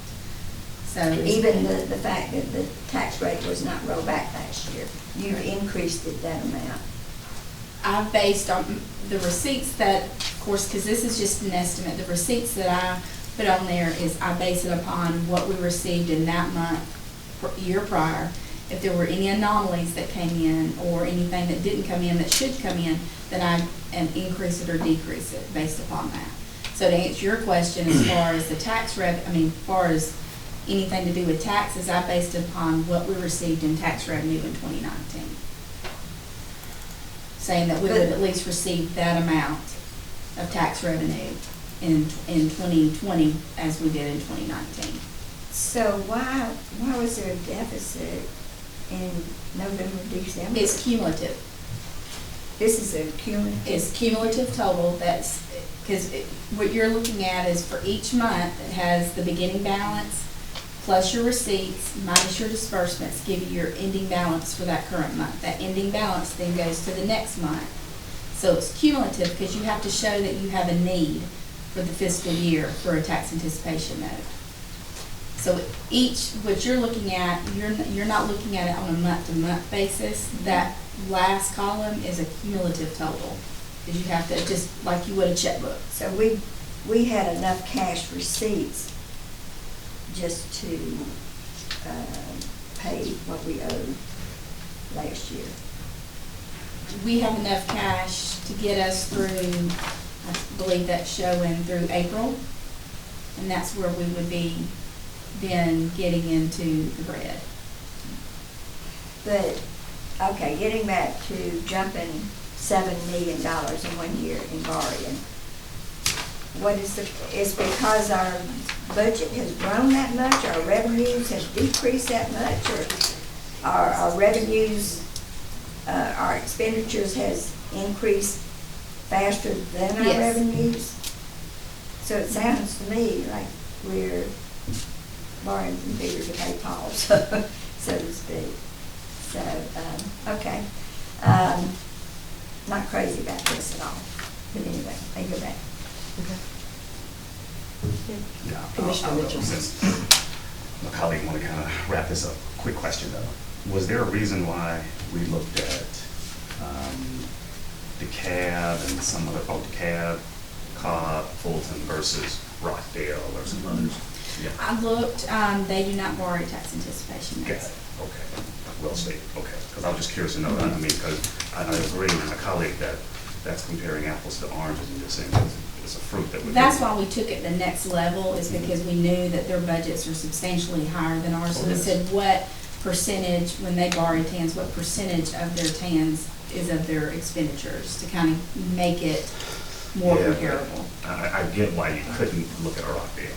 Right. But I don't agree with looking at a DeKalb or a Cobb and others, but okay, that's okay. I disagree with the mere fact of the rollback a couple of years or so ago, and even with not rolling back the last year, because I think we, and correct me if I'm wrong, in those 2 year time span of rolling back, we probably not lost, but rolled back roughly about $6 million, give or take. Okay, so I think that is a factor versus, and for correction, there wasn't, even if you didn't roll back, to make sure the public understand, that doesn't mean there's a millage rate increase. Or would you please explain that so I can make sure I'm saying it right so everybody can understand? Sure. Okay. When we say we do not roll back the millage rate, that means we're maintaining the same millage rate as the prior year. Correct. However, due to the way the state law is written and That's the way we correct. have to Roll on in our advertise. whole makeup, yes. Yes, Mhm. we have to advertise it as if it was a tax increase. Correct. Even though your millage rate from one year is say 10 mills and this year is 10 mills, your millage rate stays the same. Mhm. If you decide not to roll it back for inflationary growth, reassessment growth in the digest, then it is considered statewide, it's considered a tax increase. Not a millage rate increase. Correct. Okay, but it is a millage rate decrease. So you have to also take an account of that, so when you roll it back, you now took off the books whatever that number was, or Correct. percentage was. Correct. Just want to make sure, so we all understand that that's what you're feeling the impact now, because of you rolled it back, and that compounded to be, let's say, 25 cents on the dollar, or caused our millage rate to be a value less. So, just so we understand that rolling it back doesn't help you. It's politically look good, but it doesn't help you. It really doesn't help you, because when you come back around, the need of that $6 million that we're talking about, it's about where we are, which I was calculating about $7, $8 million. We're kind of falling right where I said. That the only way out would be a possible increase in the millage rate to get back in line. If you understand, if everybody follow me. Okay. And I think I said that when we did the 24% increase, when we finally got around to that. Not sure if that's where we're going, but I won't speak to that right now. The other thing, with what we're dealing with now, are you anticipating the Senior Citizen Center? Are you anticipating Boundaries Waters and so on and so forth in this? If the cash flow, no. Okay. That would be something we would need to address in the 2021 budget. Wow. That's going to be interesting. I'm just telling you guys, that's going to be interesting. So, what was my other question here? Okay, so, and what are we looking at with the possibility of this tan on the rate? Do you have an idea what it might be? I know we can't, I can't guarantee what that is, but I'm just, what do you anticipate? Well, last year we borrowed at, I think, 2.25%. Okay. Yes. As you know, the rates have gone down, so that's to our benefit. Absolutely. But the flip side of that, the interest rates on the reinvestment of the proceeds have gone down as well. But still, I would think it's going to be, lower than what we got. Because we had a savings last time around and we paid off, and it wasn't as much as we thought it would cost, so we kind of saved the last time around. But go ahead, finish your statement. So, I'm going to estimate, I would be surprised if it's going to be less than what we borrowed last year, which last year was at 2.25%. So. You think that it would be less of that rate of 2.5? Less. Okay, gotcha. And last but not least, the Finance Committee, was that a unanimous vote on this particular recommendation? Yes. It was a unanimous vote? Yes, Okay, sir. Okay, I thought you were trying to tell me. You want to chime in or something? Okay, so there was a unanimous vote to move forward with the 25. Yes, and you have that attached to your I saw agenda. that. I Yes, just sir. didn't know who voted for, what it was, and so that's the vote Yes. of moving forward with this. And then speaking of the interest rate, I'm glad you brought that up. Mhm. One thing that you'll see that we were asking for Terminus to be involved as well. Been working with Dawn, as well as Ken and Roger, and we're actually going to try to expand the vendors or the banks that can bid. Normally we get 2 to 3 bids at most, but we don't know if we're going to still get 2 or 3 bids. We're hoping to expand it a little bit. Maybe we'll get more competition by opening it up to some broker dealers, and that's where Terminus comes in, and they're able to kind of communicate a little bit differently than what we can communicate sitting here as the purchasing director or Douglas County. So you're looking at possibly brokering the deal to hopefully get a lesser rate and save a little bit more money. Not that you're going to save a lot, because when you're brokering a deal, that creates an additional fee of some sort. I don't know if they're gonna wrap it within or expect it outside of that, just FYI. And that's something that, Okay. part of the proposal for the bid is they give their rate, but they also have to give us any expenditures or Oh, yes. expenses. Oh, yes. Legal fees, Mhm. brokerage fees, so Mhm. we factor all of that in Mhm. determining who's the actual lowest bidder. And then you'll have a chance to look at to say, is this a good deal? Exactly. Because they're broken, it doesn't mean it's gonna be a great deal. That's right. But at least I agree with opening it up to me and everybody, so at least you can kind of see the dynamics of Absolutely. what. Okay, all righty. I too I kind of felt this was coming, you know. I think my colleagues know my position on this though, but I'm not, it's not surprising enough that I didn't expect it. But I knew this because even if you're not even calculating the future of senior citizen center and other things that are coming through the pipeline, this will only get more interesting. Not that it's bad, but it will get more interesting. So I hope you guys are following, as my colleague said, following the dollar and following the expenses as well. Just FYI. I yield back. Thank you so much, Commissioner Mitchell. Certainly Commissioner Mitchell brought up a good point about rollback. I think we do a great job explaining it, TAN. But talk to the citizens a little bit about rollback, Jennifer, what impact. It sounds like we've given $6 million back, we rolled it back to our citizens. Can you explain that to them? So Sure. we have some interested here today, so we're going to let them know that we rolled back $6 million worth of cash back to the citizens. Sure. Explain it. You know, when we receive the digest, there's two types of growth in the digest. Mhm. You have inflationary growth or Mhm. reassessment growth, and then you have new growth. What we are required to do, unless you go through the process of saying you're increasing taxes, is any growth that you get from inflationary or reassessed growth, you have to roll back. Not have to, but you have to before you decide, unless you decide that you're not gonna roll back and you're gonna advertise for a tax increase. Right. So that rollback has a value. So that means that whatever the value of that rollback is, that's how much dollars or revenues that the county's not gonna be collecting. And that, I think cumulatively up until last year was around $6 to $7 million. That was rolled back over a period of, I think since 2015 or 16, I have to go back and look at my PowerPoint. But last year was the first year that it was decided that we were not gonna roll back because of the additional revenue that would generate. And it's really not a millage rate increase, you're maintaining the same millage rate. Okay, thank you. Commissioner Wilson, question? All right. Close it up. Wrap it up. Okay. Yeah, we gotta keep it going. Very good conversation. Looking at this over 10 years, you know, I always look at things from a historical perspective. Remember when I first came into office, this was a conversation I had to learn about. I had to learn what a TAN was and so forth. And by the time my colleagues got on board, I sort of understood it. But I watched it play out over time. It was always sort of like an ideological conversation. You know, and there was always this sentiment about pay as you go. That's to the right. Like, no, I get it. Don't want to get ahead of where you are. And I get that. But at the same point, unluckily, when I first came in office, we had the flood Yes.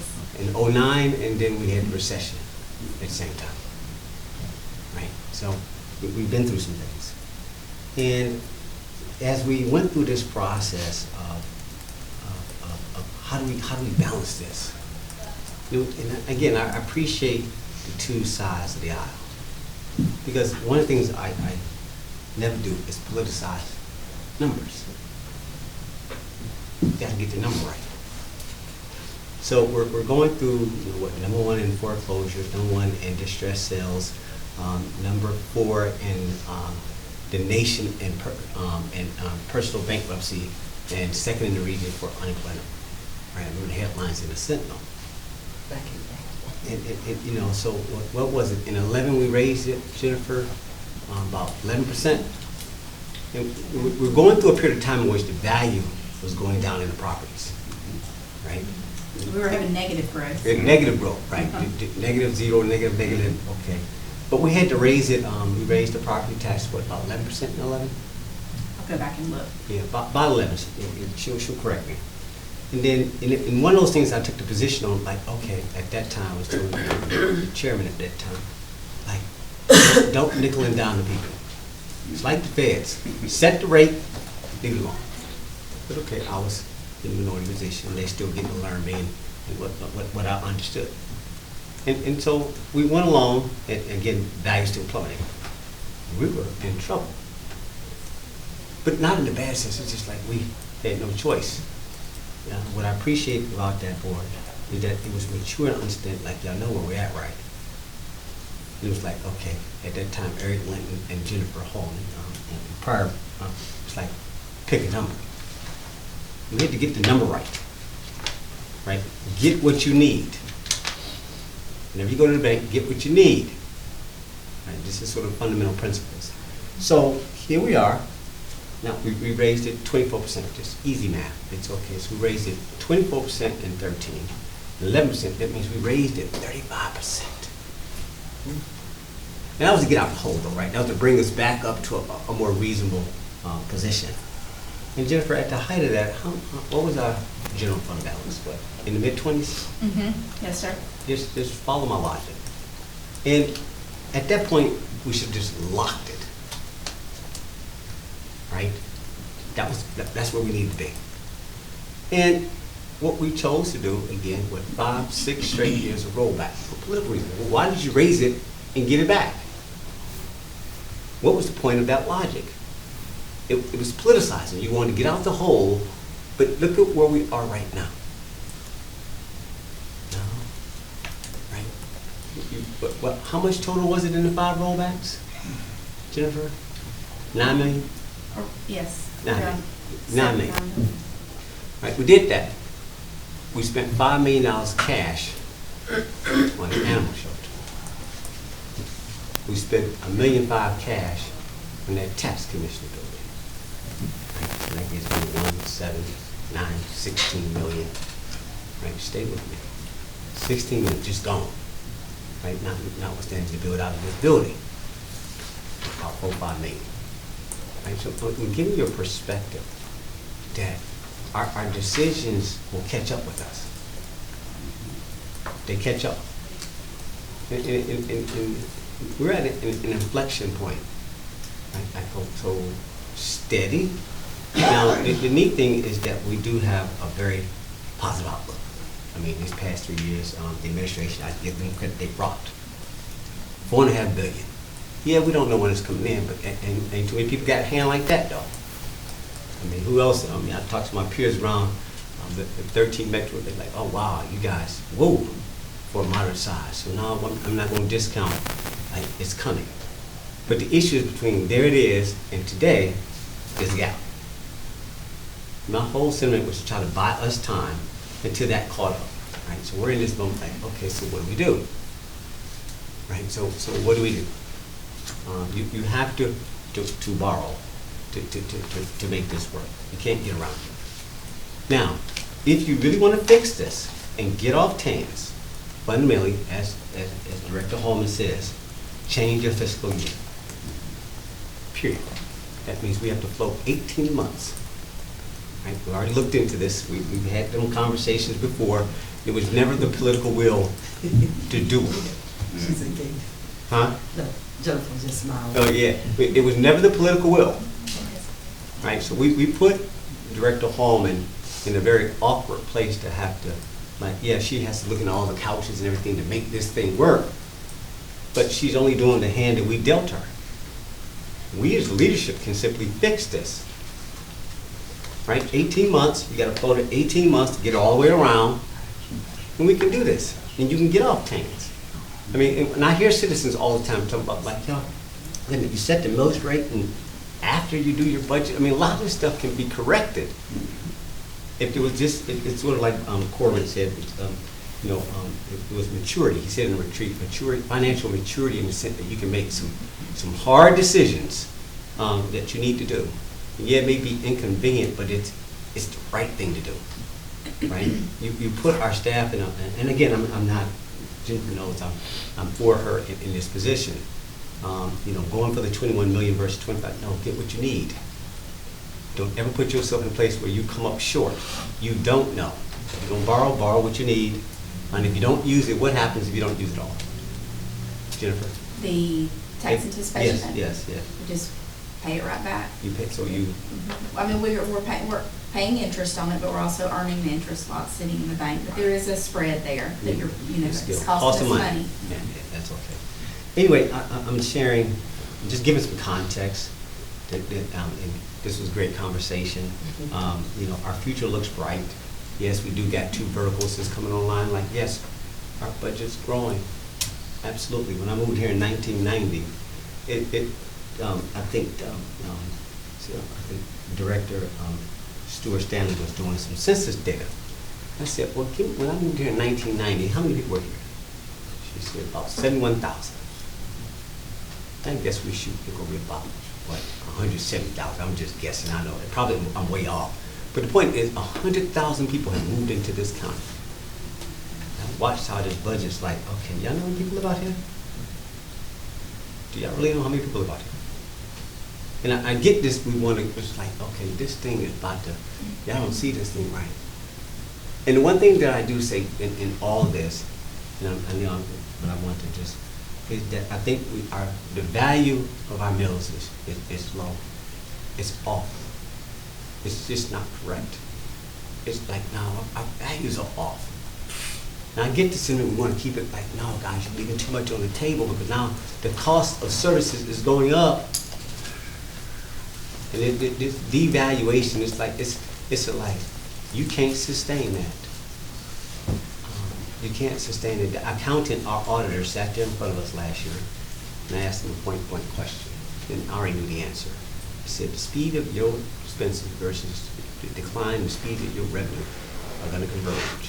And the question was, is that sustainable? He's like, no, I already knew the answer. So part of this whole equation is that, okay, guys, we're growing. You got a lot of people out here. Right? Yes, our budget grew. It's okay. We had to float it. You got to make payroll. You're gonna pay your bills. Absolutely. So we knew we had to do this. But let's be honest about where we are. We burned through. I'm just saying collectively, the administration has burned through all that cash. We let it alone versus the fear of like we're gonna roll back, like and not really understanding what. As Commissioner Mitchell has been consistent, like, okay, y'all misunderstanding. You're politically rolling stuff back, and it's like it has nothing to do about increasing property taxes. And sometimes we get scared about somebody raising their voice or they're upset, like, no, don't let them take this off the cliff with that. That's not sustainable. This is going to be a good conversation this year. As we go into next year, obviously with our budget with the 2 verticals, and I'm just setting expectations that, yeah, it's going to grow again next year. It has to. It's going to grow, what, $1-2 million?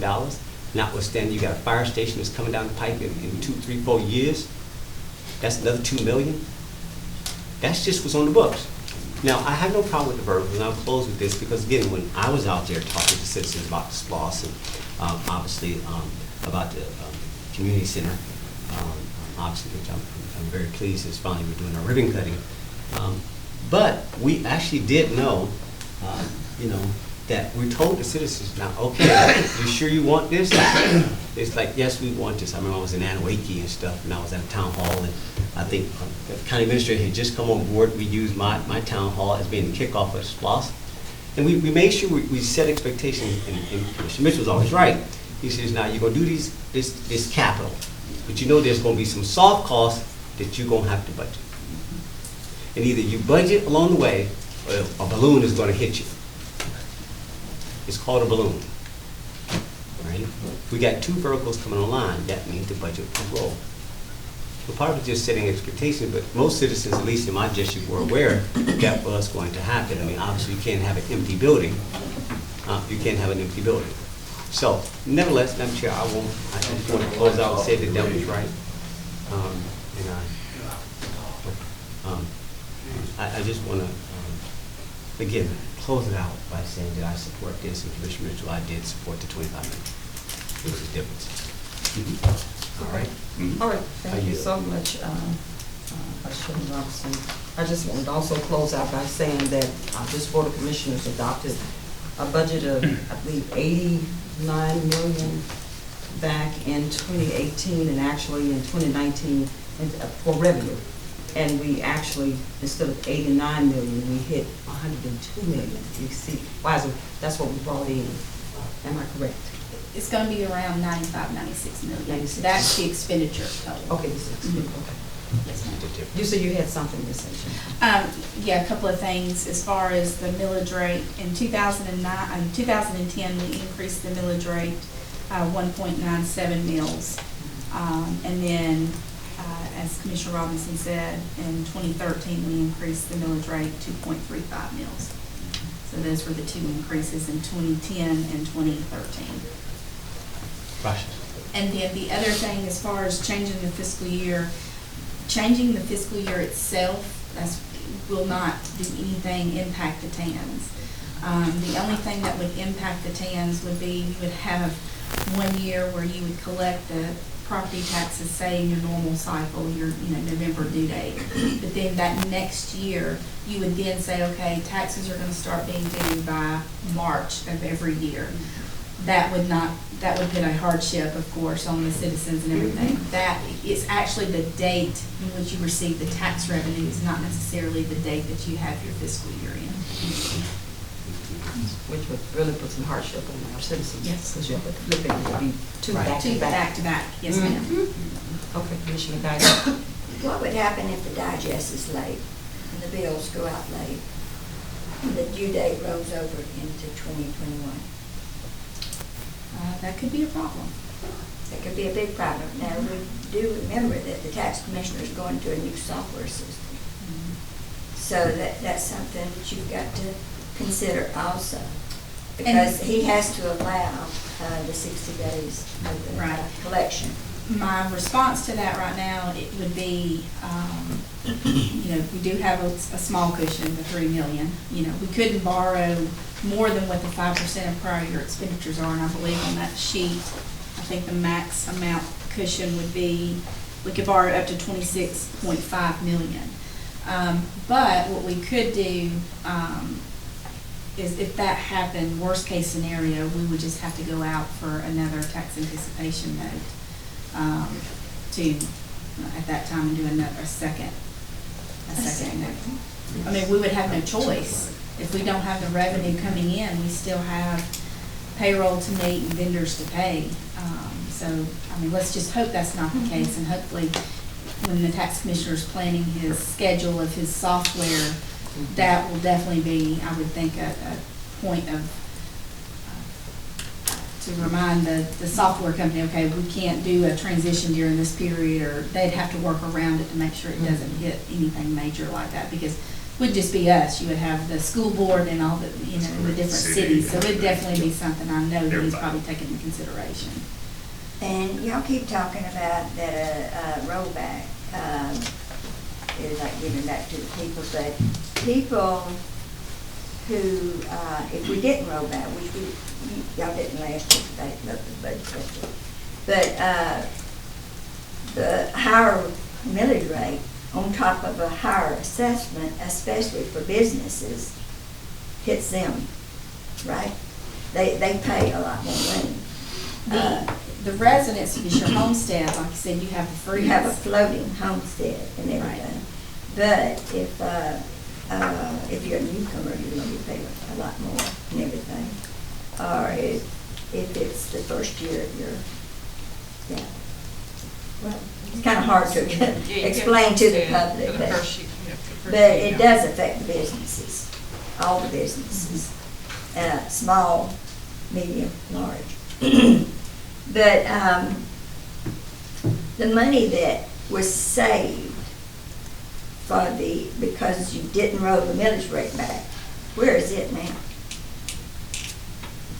How much was it? About 500,000, 600,000, something like that for not rolling? 2 million. For not rolling the millage rate back. So where is that 2 million?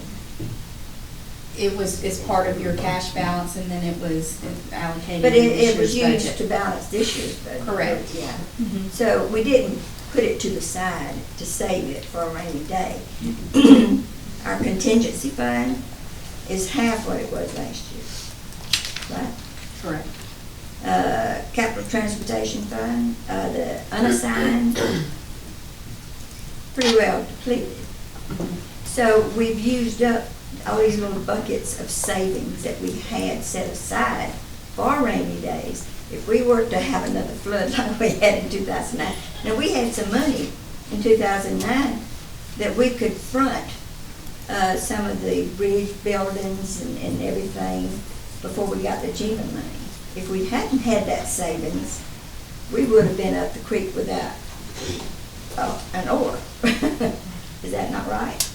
It would have been difficult, We could not have proceeded with a lot of the projects that we had to face because of the 2009 flood and everything. So it is important to have savings put aside, fund balance, unassigned, fund balance, put aside, capital transportation, unassigned, put aside. We've depleted that. The only way we're going to keep our budget and our revenues balanced is to cut some of the revenues. Cut some of the expenditures. It's going out faster than it's coming in. And if we're going to say we're going to use that rollback and save it for rainy days, I'd like to see that in the budget. But right now, we're not saving it, we're just using it. And the more we get, the more we spend. So with that, I yield back. Commissioner Mitchell, you look like you want something. This will go on script. Okay. Yeah, so Go on. I just, Okay. not totally in agreement with what was just stated, but I'll just leave it at that.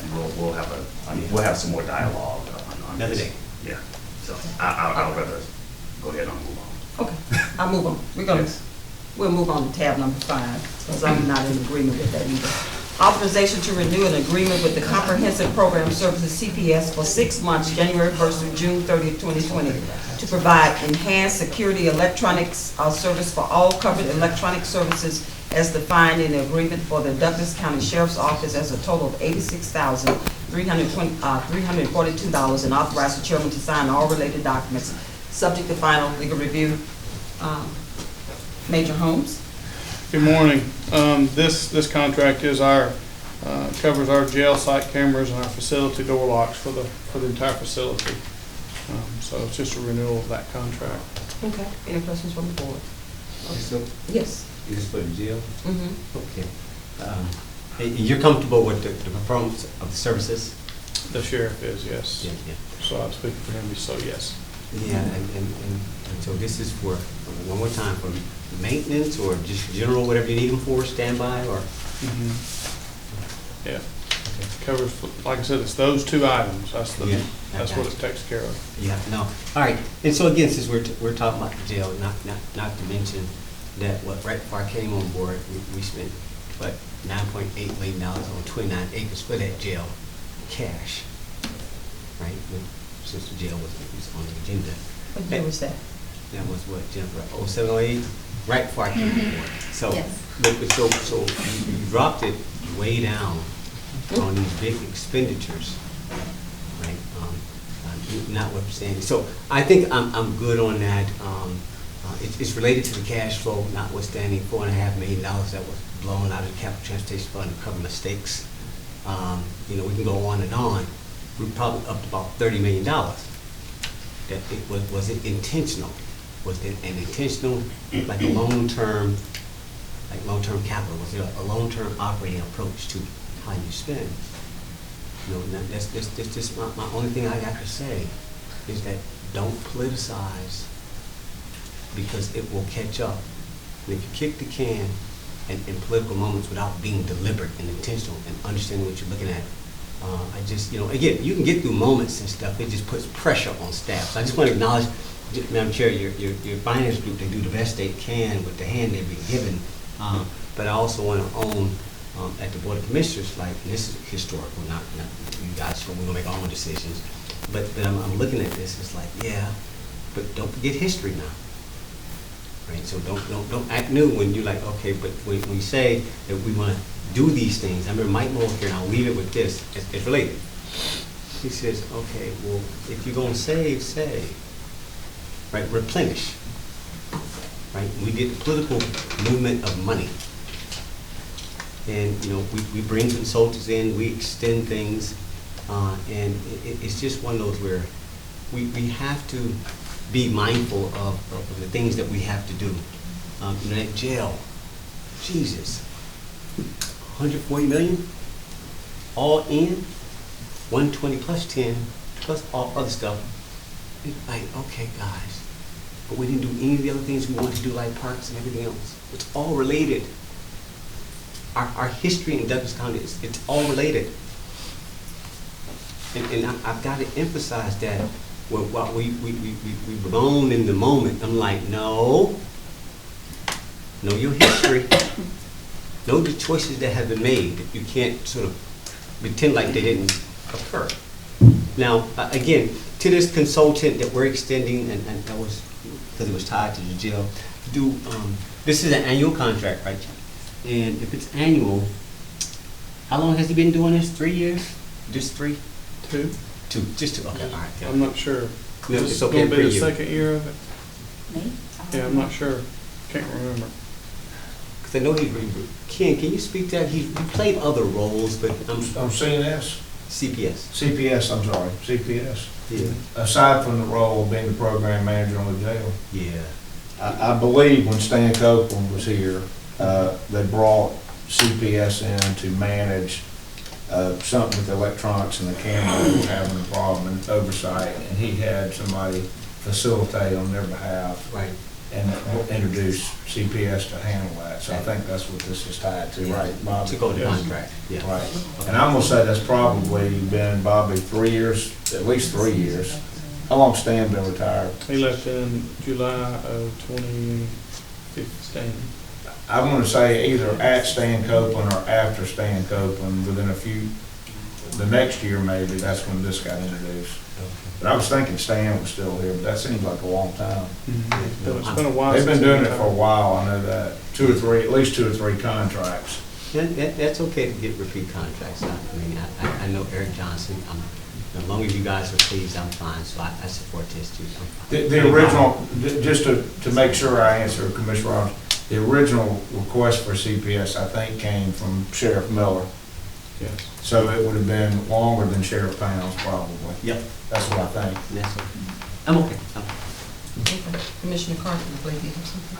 My question is regarding the annual cost and term. So under section 4, annual cost and term, it says the term of this agreement shall be from January 1st, 2020 through June 30th, 2020 at a cost of $84,875,000.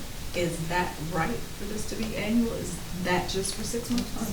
This particular contract is for 6 months. It is for Yes. 6 months. It's not the normal annual amount.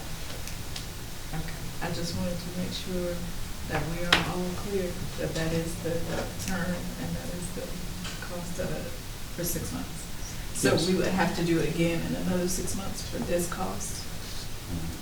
Yes. And you might want to check with Ken Connor before tomorrow, but they may be looking to transition some of their software there too, and that may be the reason. I don't know. But what came over was 6 months and 80-something thousand of them. The sheriff wants to keep his options open. Technology advances, things change. That's my understanding for the reason for this 6-month contract. In short, I guess kind of simplified. Okay. I just wanted to make sure I was reading it correctly. Commissioner Mitchell? I'm sorry, did you hear? I that? yield. Okay. Yeah, so this is 6 months. This is IT related or technology related? Yes. How close is Russ with this? I know you guys, I know Sheriff got his own IT layout, departmental, blah, blah, blah, and all that kind of good stuff. So, Mark, how close related? Because we just recently had a meeting in reference to things like this. That we, 365. well, not 365, no, but just in general, we had a meeting about inviting to make sure that everybody is kind of, because here's what happens. Let's say this system, it works and it works well for the sheriff. Don't get it twisted. However, it doesn't work does it work or complement our existing infrastructure, or does it create an additional unique moment of what we gotta add to or make adjustments? So I don't know how closely, remember we had the same conversation just recently at trying to make sure that you guys are definitely at the meetings, because something like this, great idea for the sheriff, but maybe may not be a great idea. Activities. Right, from the infrastructure of what we have, because we kind of sort of having the same unique moment now with the tax commissioner and trying to assure what he's trying to transition into that works well for the state, but it doesn't fit some of what we're dealing with. And I think, look like you got something. Yeah, I think I can answer, Commissioner. Both Sheriff Miller and Sheriff Pounds has taken the position that their technology is separate and apart from y'all's, because y'all don't link onto their system because of the confidentiality of records and CI, confidential informants, blah, blah, blah, and ongoing investigation. So while Sheriff Pounds has been, by comedy, being nice to the technology people over here, his technology they consider separate from y'all's, and therefore they don't commingle the two. Just like they have a separate records retention office, they don't go through the county's record retention officer. So the sheriff would say, as a matter of respectfully, that's in his province, his technology over there, so long as he's working with y'all on the budget and whatnot. Now, to the extent that there can be some collaboration, maybe historically there has been some dialogue between the two, but I think the sheriff sees his technology separate from y'all's on this particular issue. Yeah, we work well with the IT here with the county on projects that we can work with. One of the things that gets lost sometimes is we have an IT department ourselves. We're the only department in the county government outside of county's IT. We have our own IT folks, but they work with each other on things. This is particularly something to do with cameras in the facility as well as door locks, which would be, I would think, proprietary. We would keep it internal. We wouldn't want to interact that with the county's IT department. Does that make sense? I get it, and I understand why and why not.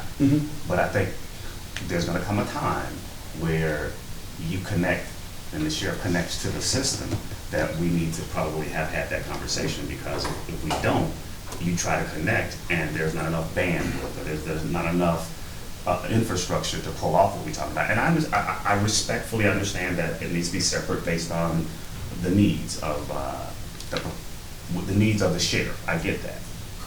But what concerns me is that we have these ongoing conversations like this, that technology on the county perspective, infrastructure don't have any awareness of it. Now we come to the problem of, can we connect? Well, we gotta connect because that's what we got. Now we can't connect because we don't have the space, or we don't have the infrastructure, we don't have the wherewithal of that type of a connection. So I'm not saying no to what we're talking about here. I'm only saying, as I said to Mark, everybody needs to be at the table at the same time, even having this discussion about this, that this is what we're getting ready to do. So if there's a red flag that goes up, at least we're aware of it. But if not, you guys doing it, you're on your own island. But if it has to do anything with the county, which it does, even though it's separate, I still think if we don't have the conversation, then we don't even know, other than we're trying to react to what you guys have all actually done. So, Mark, I think we are working on that whole conversation that we had at the committee of having somebody from the sheriff, the tax commissioner, and so on at the meetings, so we can have this kind of a dialogue, so it won't get missed. Or we don't have to react to something that maybe it doesn't fit the infrastructure. I may be wrong, but my understanding is in the technology committee and the meetings that we have participation in that. Yeah. I don't, so there's none whatsoever. No. I think you're on the list. You're on the list, but Sheriff's yes, office yes. on the list, but nobody's been coming. Nobody, yes, right. So nobody's been visiting the meeting, you're on the list, yes. But I just think we've gotta have this kind of dialogue, because not that we wanna control it, but we gotta still know about it, so Russ can at least say, this makes sense. Or if you guys do this, this may block out 365 that we've spent millions on, or just whatever the case may be, because you're on your own island doing what you're doing, understood. But if it has to do something with the rest of the county, which it could potentially, not that we gotta see the camera, but it may have to be some part of our infrastructure. I don't know what that is, I'm just, Can I add one thing? Add one thing. Yeah. One thing the legal department does do, and Jennifer does this, Okay. is anytime there's a technology contract that comes through, Okay. we send it to Russ for his comments, just so we're aware. And then structurally and specification wise, it may be a problem, they're separated, but we do send them to Russ to ask Russ for his comments. Good. That way, if I can flag something at my level on the contract, I can go back to the sheriff's office and just ask, what about? Yes. Just in yes. case. Well, that's great to know that at least that much is being done. But I think they need to be at the table to at least say, hey, here's something we're considering doing or we're doing. Not that we gotta get into the business of the sheriff, but we still need to know about what that is before we actually get so deep into not knowing and we gotta react or respond to something that now gonna cost the county and this board dollars and cents of having to react to something that we didn't have any clue about. So, I don't know if you wanna add to that, Andy? Well, we just never know if you buy a piece of software, if it's gonna connect with the county network and everything. Russ needs to know ahead of time so he can tell you the connectivity or non-connectivity of it. So that's the main thing. Just need a voice at the table. Yeah, and not to say that what you can do or not do. It's just that, just knowing that this was coming would have been better served at the committee level to say, oh yeah, and Russ level, oh yeah, but I'm glad to know that at least that much is going on.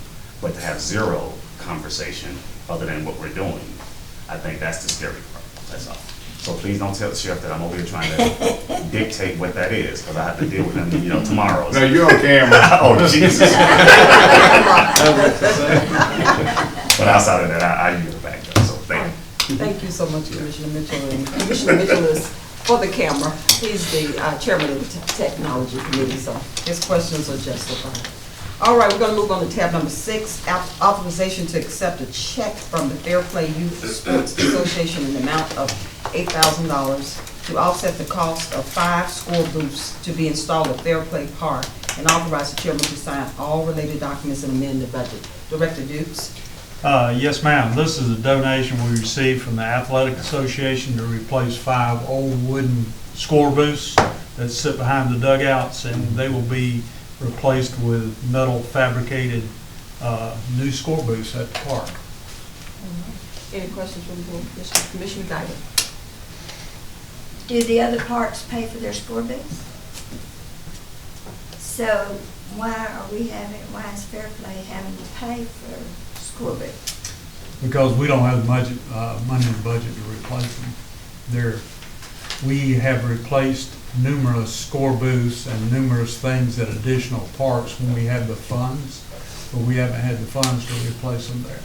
So they said that they would donate the $8,000 and we're going to do $10,000. So it's a match? Yes. Well, sort of it's a donation towards the total price for the score booths and having them put in place would be close to $20,000. So the county's doing 11 or 12, and they contributed the 8. It's nice of them. They had to work real hard for that. Absolutely.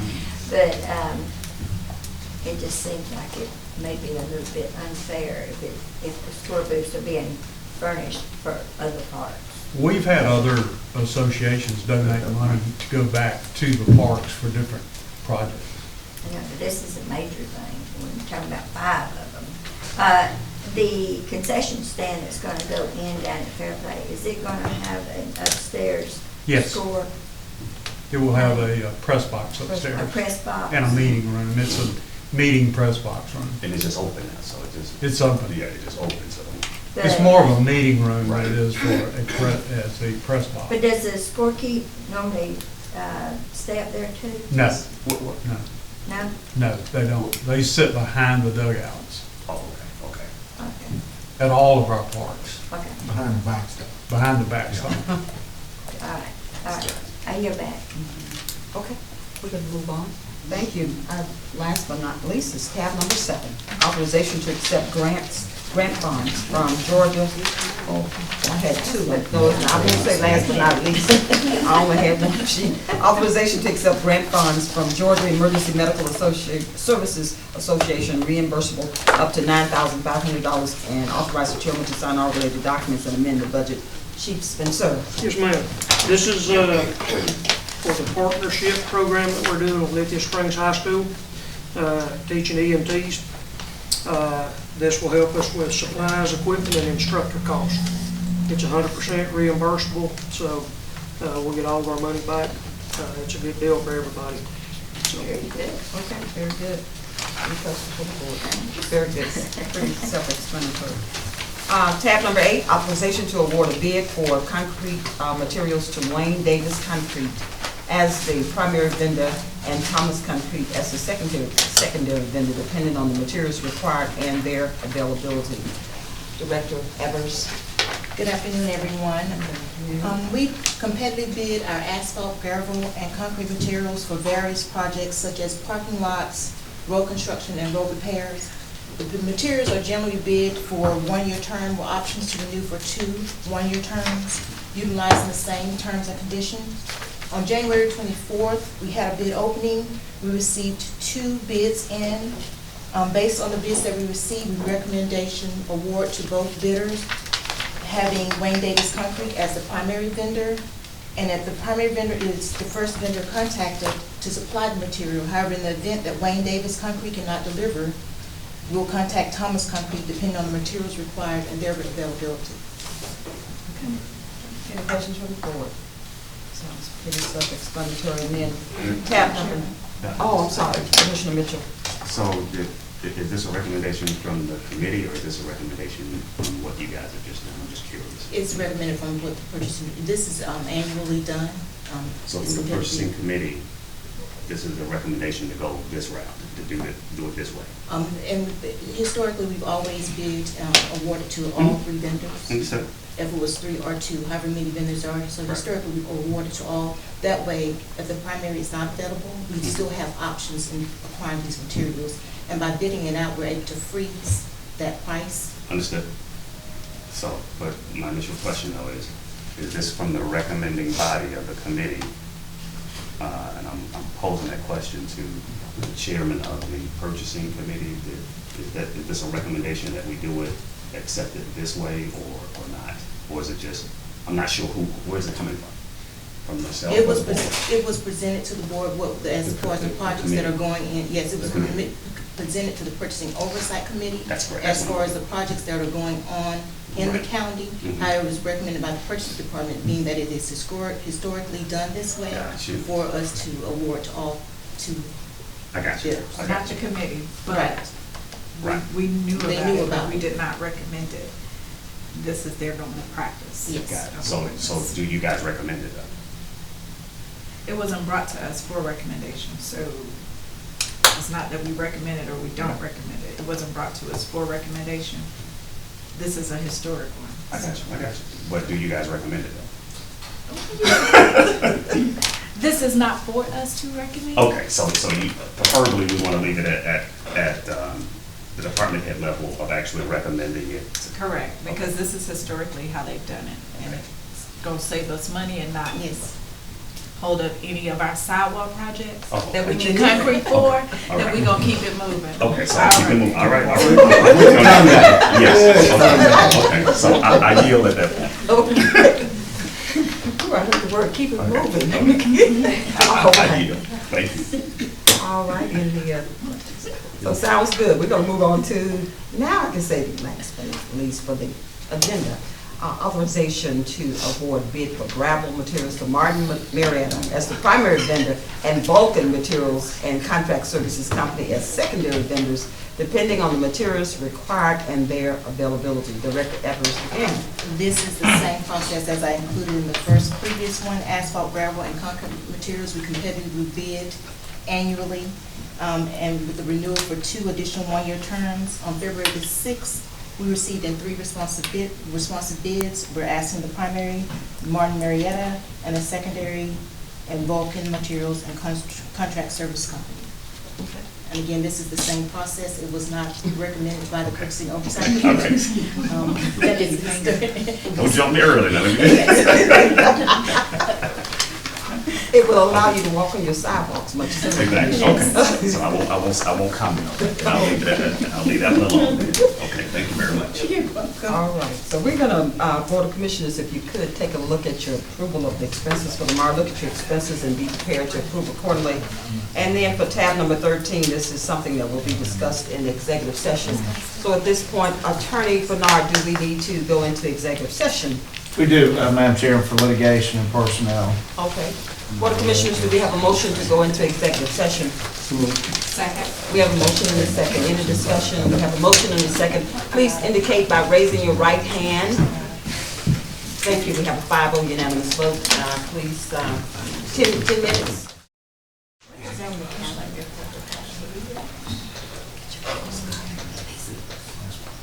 All right, Board of Commissioners, anything else to come before this body? If there's no other conversation or any other thing to come before us, this meeting is adjourned.